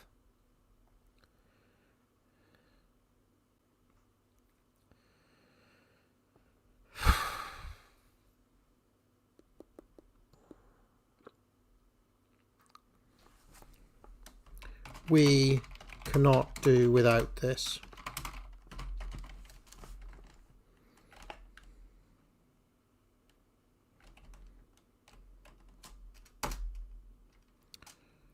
Something like that.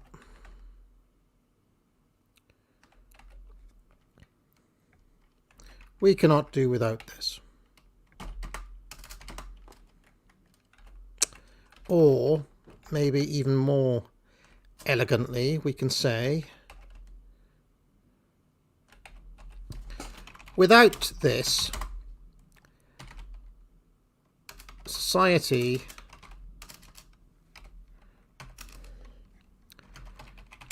would be too incautious, too forgiving,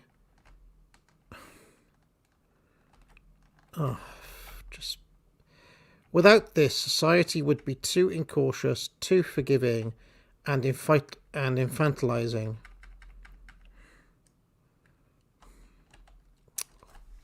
I mean, it's not really the only alternative, though, is it? You can imagine a really kind of unforgiving, infantile, really kind of vicious society that didn't have that either.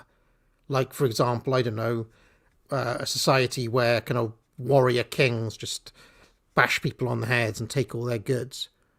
That wouldn't be any of these things, but it also wouldn't have the, recognition of merit that he's talking about. So we need to rescue this false dichotomy, I would say, and say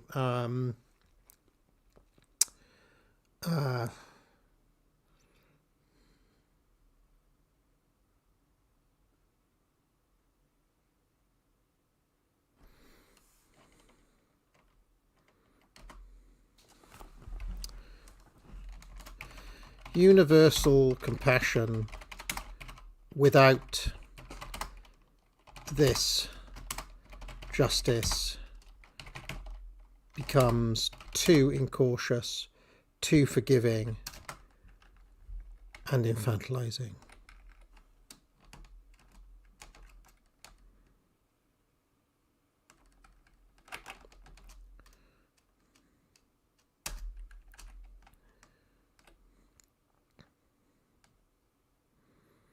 What's the bit about demands recognition as moral virtue itself? I know what he's trying to get at. He's talking about, like, universal compassion without this justice becomes too incautious, too forgiving and infantilizing, and risks being mistaken as a moral virtue in itself. Something like that. Conservatives can rightly insist it is this true and comprehensive justice, grounded in the irreplaceable traditions of our forebears, that has been and must continue to be both available to and applied equally to all citizens, regardless of birth or circumstances.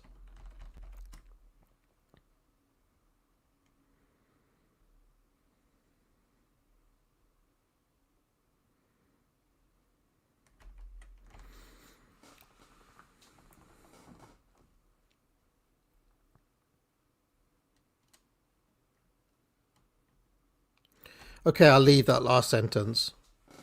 As much as I actually disagree with it, I don't actually believe that. I mean, if you listen to Jordan Peterson, the West is like one unbroken chain of like universal liberalism going back to Plato or something.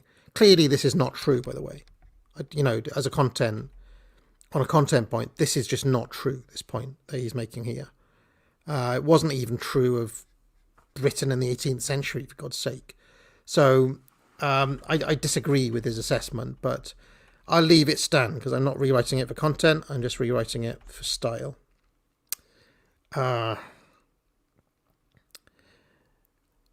Conservatives must state with courageous faith and confidence: the fundamental institutions of the West are solid, philosophically and practically.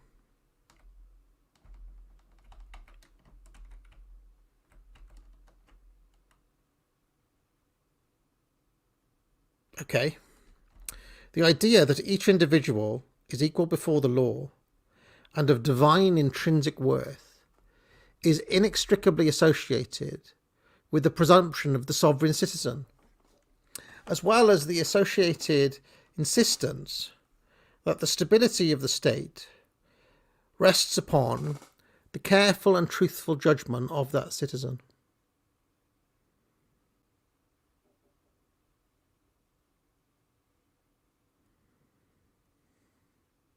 Terrible sentence yet again.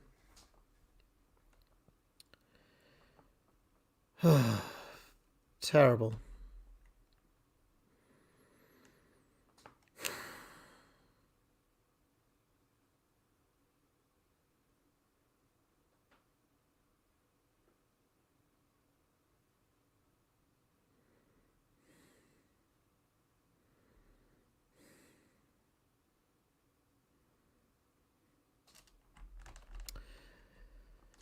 I can't even bother to fix that sentence, to be honest.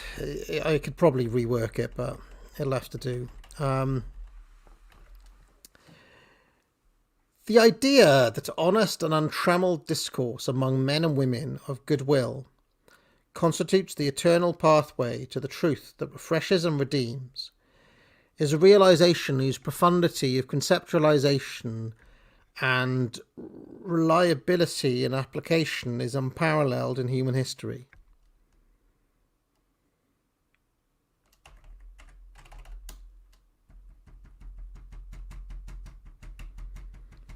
Right. I know what I'm going to do. I know what I'm going to do.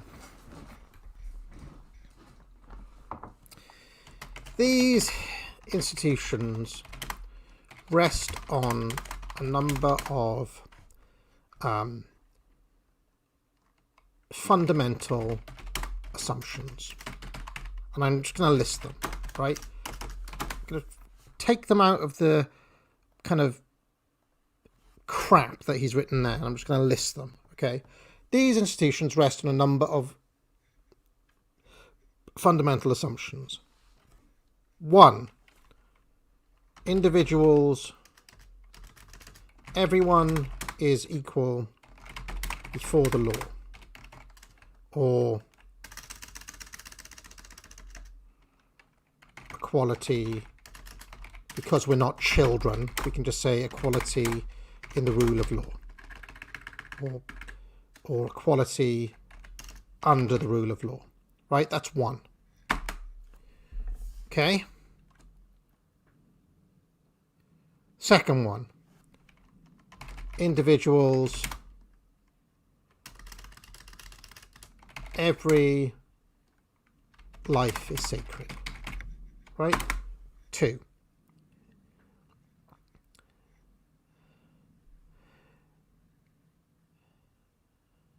Three, the sovereign citizen. Sovereign citizen, which he defined above somewhere. 4, the stability of the state rests on the careful and truthful judgment of that citizen. Let's just say the judgment of the sovereign citizen. Yeah. Somebody needs to read The Populist Delusion, don't you, Jordan? This really is like a child's point of view of how society should function. And I mean, the idea that the West has ever worked in this way is just a joke, to be honest. But it's beside the point of this stream. Equality under the rule of law. Every life is sacred. The judgment of the sovereign citizen. The idea that honest and untrammeled discourse among men and women of goodwill constitutes the eternal pathway to the truth that refreshes and redeems.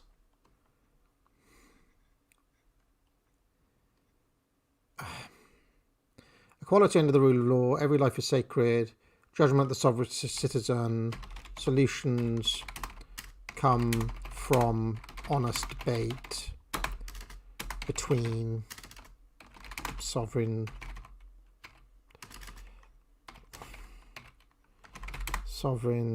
citizens, refreshes and redeems. What a wankerish thing to write. You slap down these half-baked sentences. Is a realization whose profundity of conceptualization and reliability in application is unparalleled in human history. Well, I can put that up here, which are unparalleled in human history. Something like that. Really what he means is what he should say is which have never actually been realized at any time in human history. If he was being truthful, that's what he'd say. But anyway, so, and we can actually just list them out. 1, 2, 3, 4, like that. Right? And we can say these institutions rest on 4 fundamental assumptions. Just get rid of that bit because it's just crap. These institutions rest on 4 fundamental assumptions. 1, equality under the rule of law. 2, that every life is sacred. 3, the judgment of the sovereign citizen. The idea that every life is sacred. And 4, solution, let's just say, good solutions come from honest debate between sovereign citizens. Right? Something like that. Something like that. Right? Are we happy? Is that what he was trying to say? I think he was. The parliaments, congresses, and senates, where those of us in the West transform the inarticulate but reliable and trustworthy sentiments and desires of the people into the articulated body of laws we all abide by, are fundamentally good and functional, but require wise trust and active engagement that conservatives would do well to embody and promote. So I'll just say,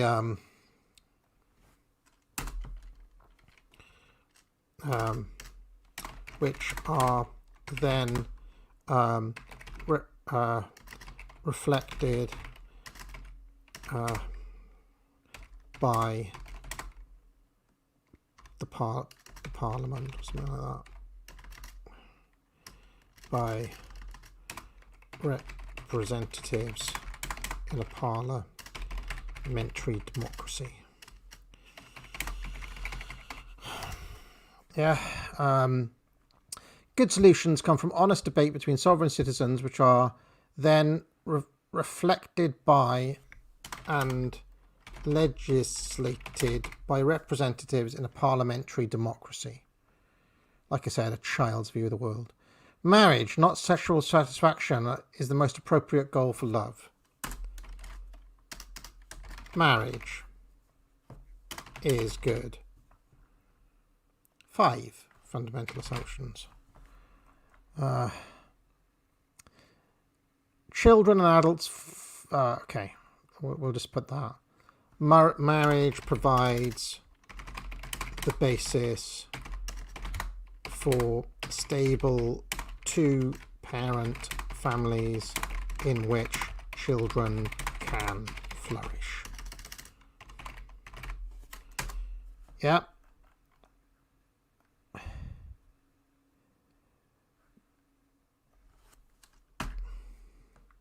The needs of those in absolute poverty are best served by an uncorrupted and genuinely competitive free market economy.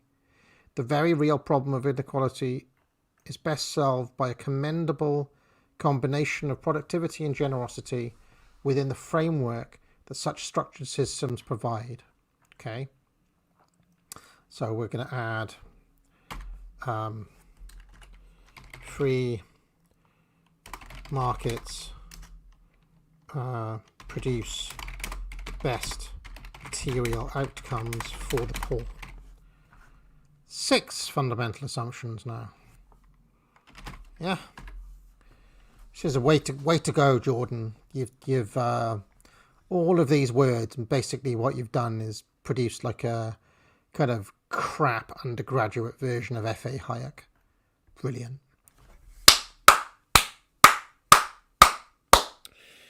Anyway, the very real problem of inequality is best solved by a commendable combination of generosity with blah, blah. All of this nests within an overarching framework of the Abrahamic canon bequeathed to us by our forefathers, and should be presented in a spirit of gratitude and humility as an inextricable part and parcel of that inheritance.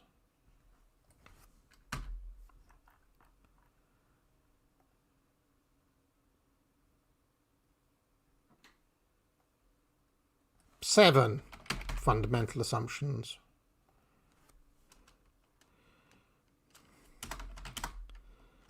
Best mitigate against inequality.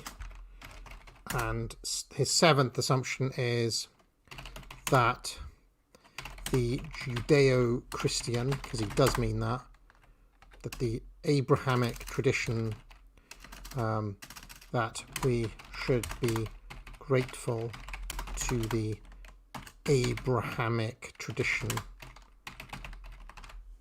Something like that.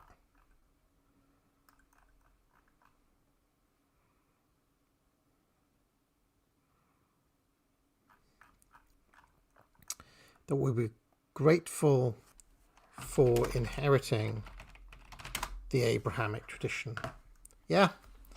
I think basically that sums up what he's trying to say in 7 points. Are people happy with this? Are people happy with this?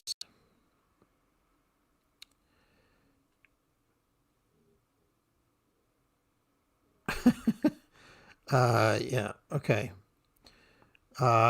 Let's now have a look at the next bit. How long have I been going here? We've been going 2 hours, folks. And we are on page 8. And there are another... there are like... It goes on for 14 pages. So We're on page 8. I think this may be the last one I do. I'll do some super chats, then I'll go and eat something, and I will come back later on for the Tony Blair review later on tonight. Unity. A house divided against itself cannot stand. That's a very good sentence, probably because Shakespeare wrote it. Respect for individual sovereignty, appreciation for the intact family, responsible engagement in civic institutions, gratitude for the traditions that bind us and protect us from chaos, and courageous trust in the essential goodwill of others means unity in both appearance and reality. Okay, all right, I'll accept that sentence. All good, all fine. All fine. Conservatives are, at their best, characterised by profound appreciation for the necessity of such unity, such merit, such unity. Conservatives are, at their best, characterised by profound appreciation for the necessity of such unity, apprehending it properly as the basis for the peaceful cooperation and competition that makes, and keeps us strong in the face of both adversity and enmity.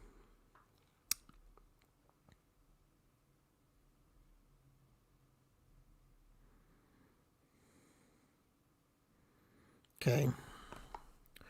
I don't like the sentence.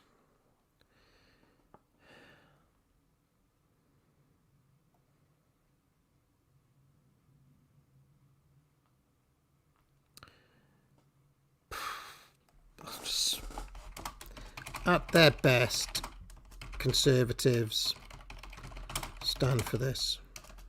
Or at their best, conservatives appreciate this.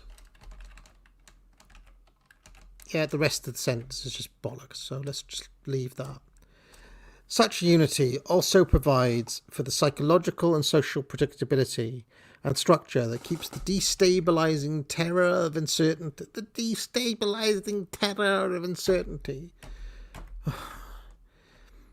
Such unity also provides the sociological and social predictability and structure that keeps... Such unity keeps uncertainty at bay.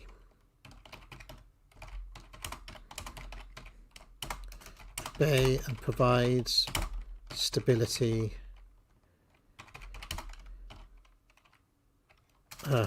Provides social and psychological stability.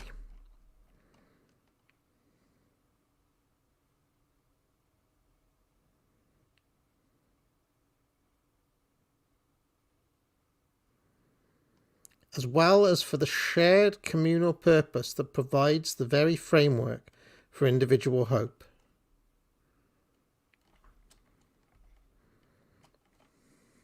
Such unity keeps uncertainty at bay and provides social and psychological stability, which can foster... what was he saying? A shared common purpose, which is and provide hope for individuals. Oh, I wish it... I mean, think of how crap that original sentence is. Mine is not much better, but think about what I'm working with here. Such unity keeps uncertainty at bay and provides social and psychological stability, which can foster a shared common purpose and provide hope for individuals. It's what he's trying to say, I think. Right? The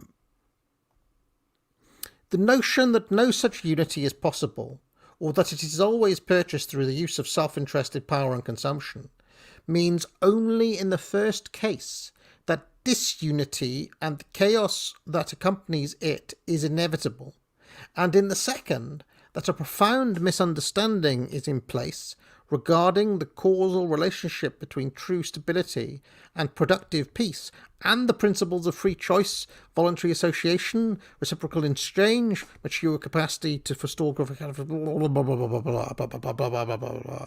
Okay.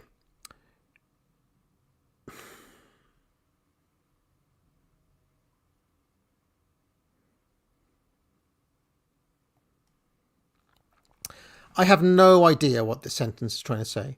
The notion that no such unity is possible, or that it is always purchased through the use of self-interested power and compulsion, means only in the first case that disunity and the chaos that accompanies it is inevitable, and in the second that a profound misunderstanding is in place regarding the causal relationship between true stability and productive peace, and the principles of free choice, blah, blah, blah, blah, blah.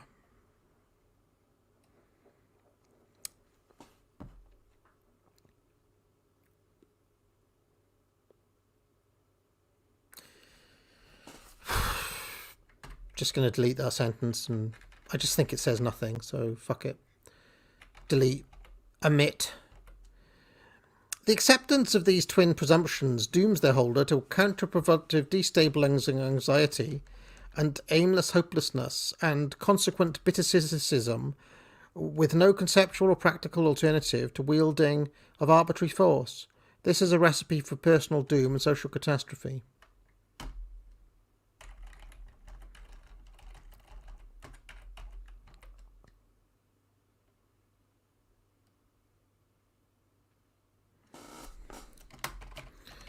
Those who believe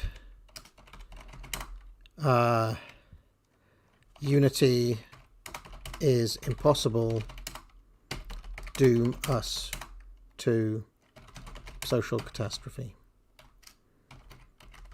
Something like that. What a terrible...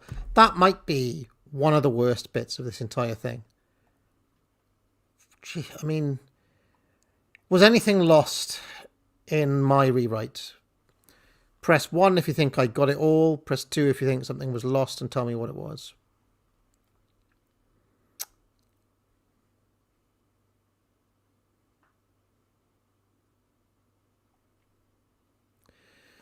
Does anybody think I have missed anything in my rewrite?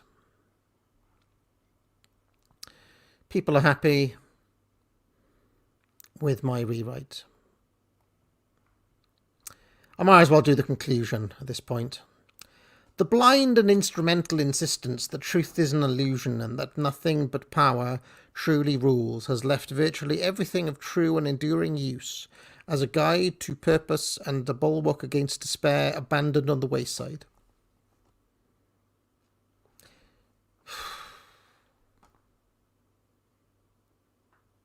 Do you think he proofread this? Do you think he actually sat down and reread it and thought, yeah, that'll do. Yeah, this is the first line of my conclusion, but yeah, that'll do. Yeah. Yeah. The blind and instrumental insistence that truth is an illusion and that nothing but power truly rules has left virtually everything of true and enduring use as a guide to purpose and a bulwark against despair abandoned on the wayside. Doesn't even make sense, does it, Jordan? You're not even trying at this point.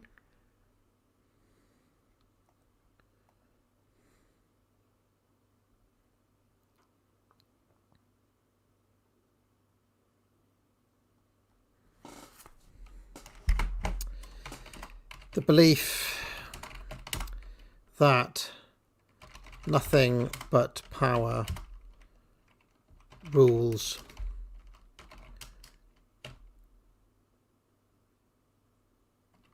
us annihilates everything of real value. Something like that.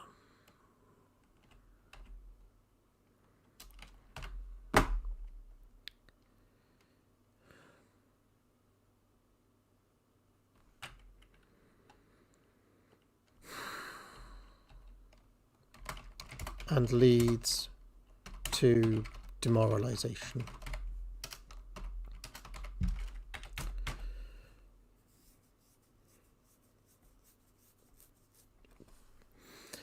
The demoralised people of the West, and indeed in the rest of the world, are therefore crying out for the restoration of the abdicated values of individual sovereignty, responsible and genuine social service, and purpose, whose acceptance and embodiment make our free societies possible, productive, admirable, generative, and stable.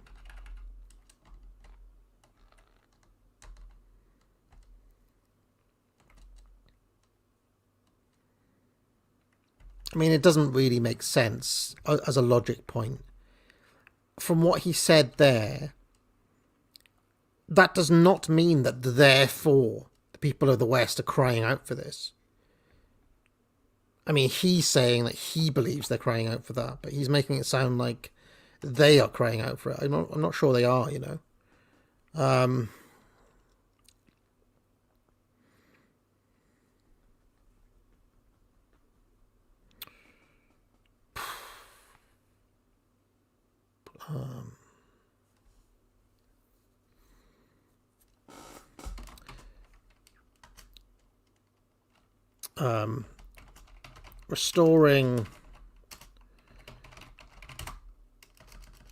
Restoring individual sovereignty, whatever the hell that means. Word.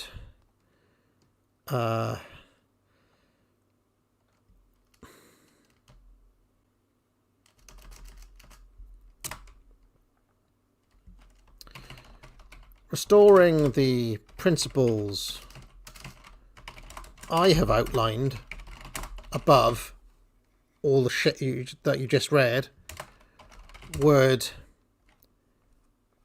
serve as an antidote to this.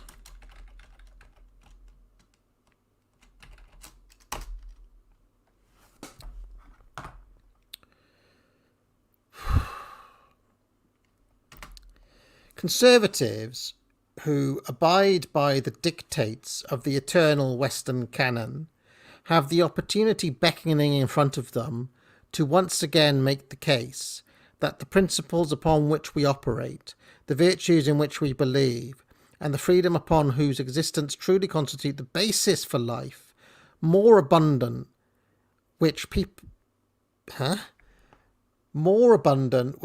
of good faith desire, and which every ability to establish and maintain.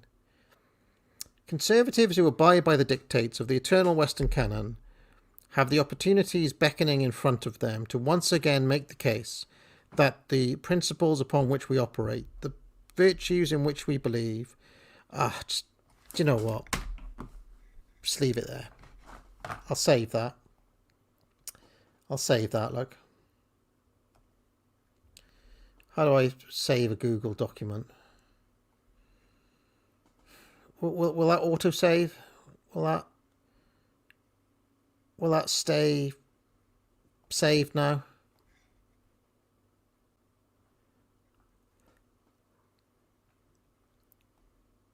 I assume that will save. If I close this now, it will save, yeah? Right. That'll do us. That'll do, pig. All right. Sam 153 says, the Peterson pain persists for your endeavour, AA. Well, thank you very much, Sam 153. It means so much. I have a pounding headache. I came into this stream in a reasonably bad mood, but over the course of it, I have literally developed a headache. I'm going to take paracetamol or a Nurofen and go and lie down for half an hour. Then I'm going to have something to eat, and then I'll come back and do the Blair thing. Have a look out on Twitter, though, because if this headache intensifies, I may have to tap out. It's literally giving me a headache.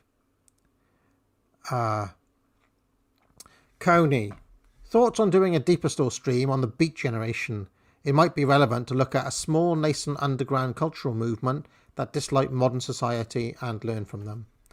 I wouldn't be against. I used to have a colleague who was an expert on the beats. I don't have any great fondness for them though.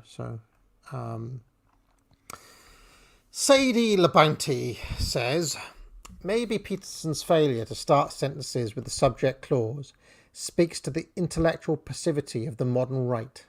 P.S. Always enjoy these. Well, thank you very much, Sadie. It means so much.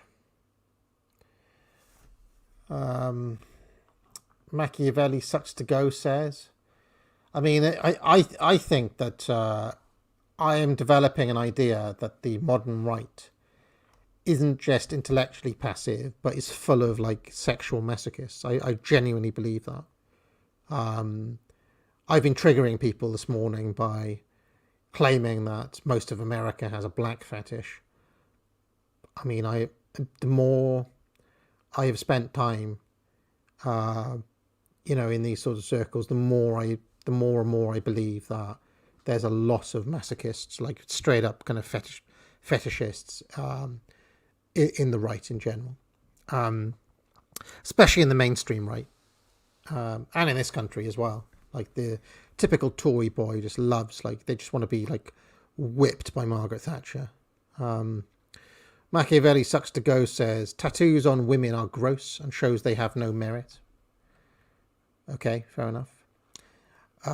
Sadie LeBounty says, every individual wishes to write well. Everyone needs to be able to express their ideas in a coherent way. Such writing is not to be found in the cynical pretense which masquerades as deep thought. Very good, Sadie. Very good. A Peterson-esque sentence, nonetheless, which was written quite well. Top marks for that. Spasticus Autisticus says, Peterson has lots of staff. None of them had the heart to tell him how bad this was. Powerful, tragic image, like someone who goes on X Factor because they had no friends to tell them how bad they are. Yes, Spasticus, and the irony is that if only they had heeded Peterson's own advice, that kind of communal... what's happened is Peterson wrote this as an atomized individual, and he didn't have a community around him to tell him how shit it was. So, he literally didn't follow his own advice, did he? Sadie LeBounty says, Peterson should be fired out of the Western canon. I mean, I don't even like his use of Western canon throughout this, because it's kind of... It's just stupid, right? There's a straight line running from Homer to this. It's bollocks. The Western canon does not lead inextricably and inevitably to kind of 19th century liberalism. That's just wrong. His evocation of the Abrahamic canon. Imagine that somebody like Aquinas or St. Augustine got a hold of this drivel, and what you would make of it. It's just rubbish, I'm afraid. Devastator says, we did it, AA. 300 gift subs in one stream. Also, did you watch the Future of Britain conference hosted by none other than Tony Blair and his Institute for Global Change? Well, first of all, thank you very much for that generosity, Devastator. I'm wondering, have you won the lottery recently? Or are you, in fact, like Peter Thiel or something? Because I don't understand how you've got all this money to throw around. But I am sure everybody will be grateful. There'll be people who receive one of those min-maxing my back catalogue as we speak. They'll be like, oh, I'll never buy one of these alone. I must watch every kind of second of paywalled AA content while I've got the membership. But anyway, thank you for that. I watched all of Blair's interview with Starmer. I watched Blair's speech and I watched Starmer's speech earlier on. I am going to review at least 2 of those 3 later on. I think the Starmer speech may be too boring to go through, so I'm going to do Blair's speech, and I'll give a summary of what Starmer said, which was basically the same as Blair, to be honest, but more boring. And then we're going to look at the Blair Starmer interview, where the gulf in charisma between Blair and Starmer can immediately be seen. But yeah, there are quite a lot of interesting and, shall we say, disturbing implications to what they were saying in that conference in general. I also noticed, by the way, that even though it was being hosted at the Tony Blair Institute, the former Defence Secretary Ben Wallace, a Conservative cabinet member up until like a day ago, gave a speech at that conference right before Keir Starmer. So that happened as well. Spasticus Autisticus says, a student hands this in. How do you kill them? Well, I wouldn't kill them, Spasticus. In fact, I probably wouldn't even fail them. Because, you know, it does make an argument, it does develop a thesis, it's not completely incomprehensible. The barrier for failing a paper is actually quite high in modern universities. You have to get less than 30%, is it? I think it was less than 30% to fail. And this would, I mean, I would give this a third or something like that, you know. I'd give it a third, which is a low mark, but not a fail, not a straight fail. Jenny's Communist Drum Circle says, what is the logical end point of the Western canon? Well, I'm not sure if the Western canon has a logical end point, because I'm not sure if the Western canon in the way that Peterson is describing it exists. The Western canon is just a bunch of stuff that people in the West have written that has been remembered and kept for some reason. It doesn't, or like a canon doesn't form a coherent thesis. That's not the point of a canon. A canon doesn't have a world view. That's like saying, oh, you know, the canon of Hollywood cinema, from Citizen Kane to The Godfather, you know, they all present one idea. No, they don't. There's lots of different ideas in a canon. So it's a stupid idea, in my opinion. All right, and I think that is it. I will just remind people, if you want to pick up a course, the promo code MERIT is still working. Merit, pure merit, such merit. I'll also say that if Jordan Peterson watches this, or if any of his staff watch it, or if any of his fans watch it, I mean, I don't mean disrespect by this. I do think it was quite disrespectful for Peterson to release this manifesto in quite such a sorry state as this. I mean, he is rich enough and big enough, even if he can't write himself, to get a good copy editor to kick this into shape, as I've been doing on these streams. So what I'm trying to demonstrate is that you need to have you need to be able to express yourself clearly, and it's not as if the ideas that Peterson is discussing in this pretty rote, by the numbers, bog standard Conservative manifesto are that difficult to understand if you rewrite them in proper English. That's what I've been trying to demonstrate with these streams. All right, I'm going to go and have a lie down. I'm going to take some Nurofen, and then I'll see if I can rouse myself for Blair and Starmer later on. Frankly, at this moment, I'm not feeling up to it at all. But anyway, get out, everybody. What goes on in this town is none of your business. As long as I'm living here, it is. Then maybe you shouldn't be living here! Well, that's easily fixed.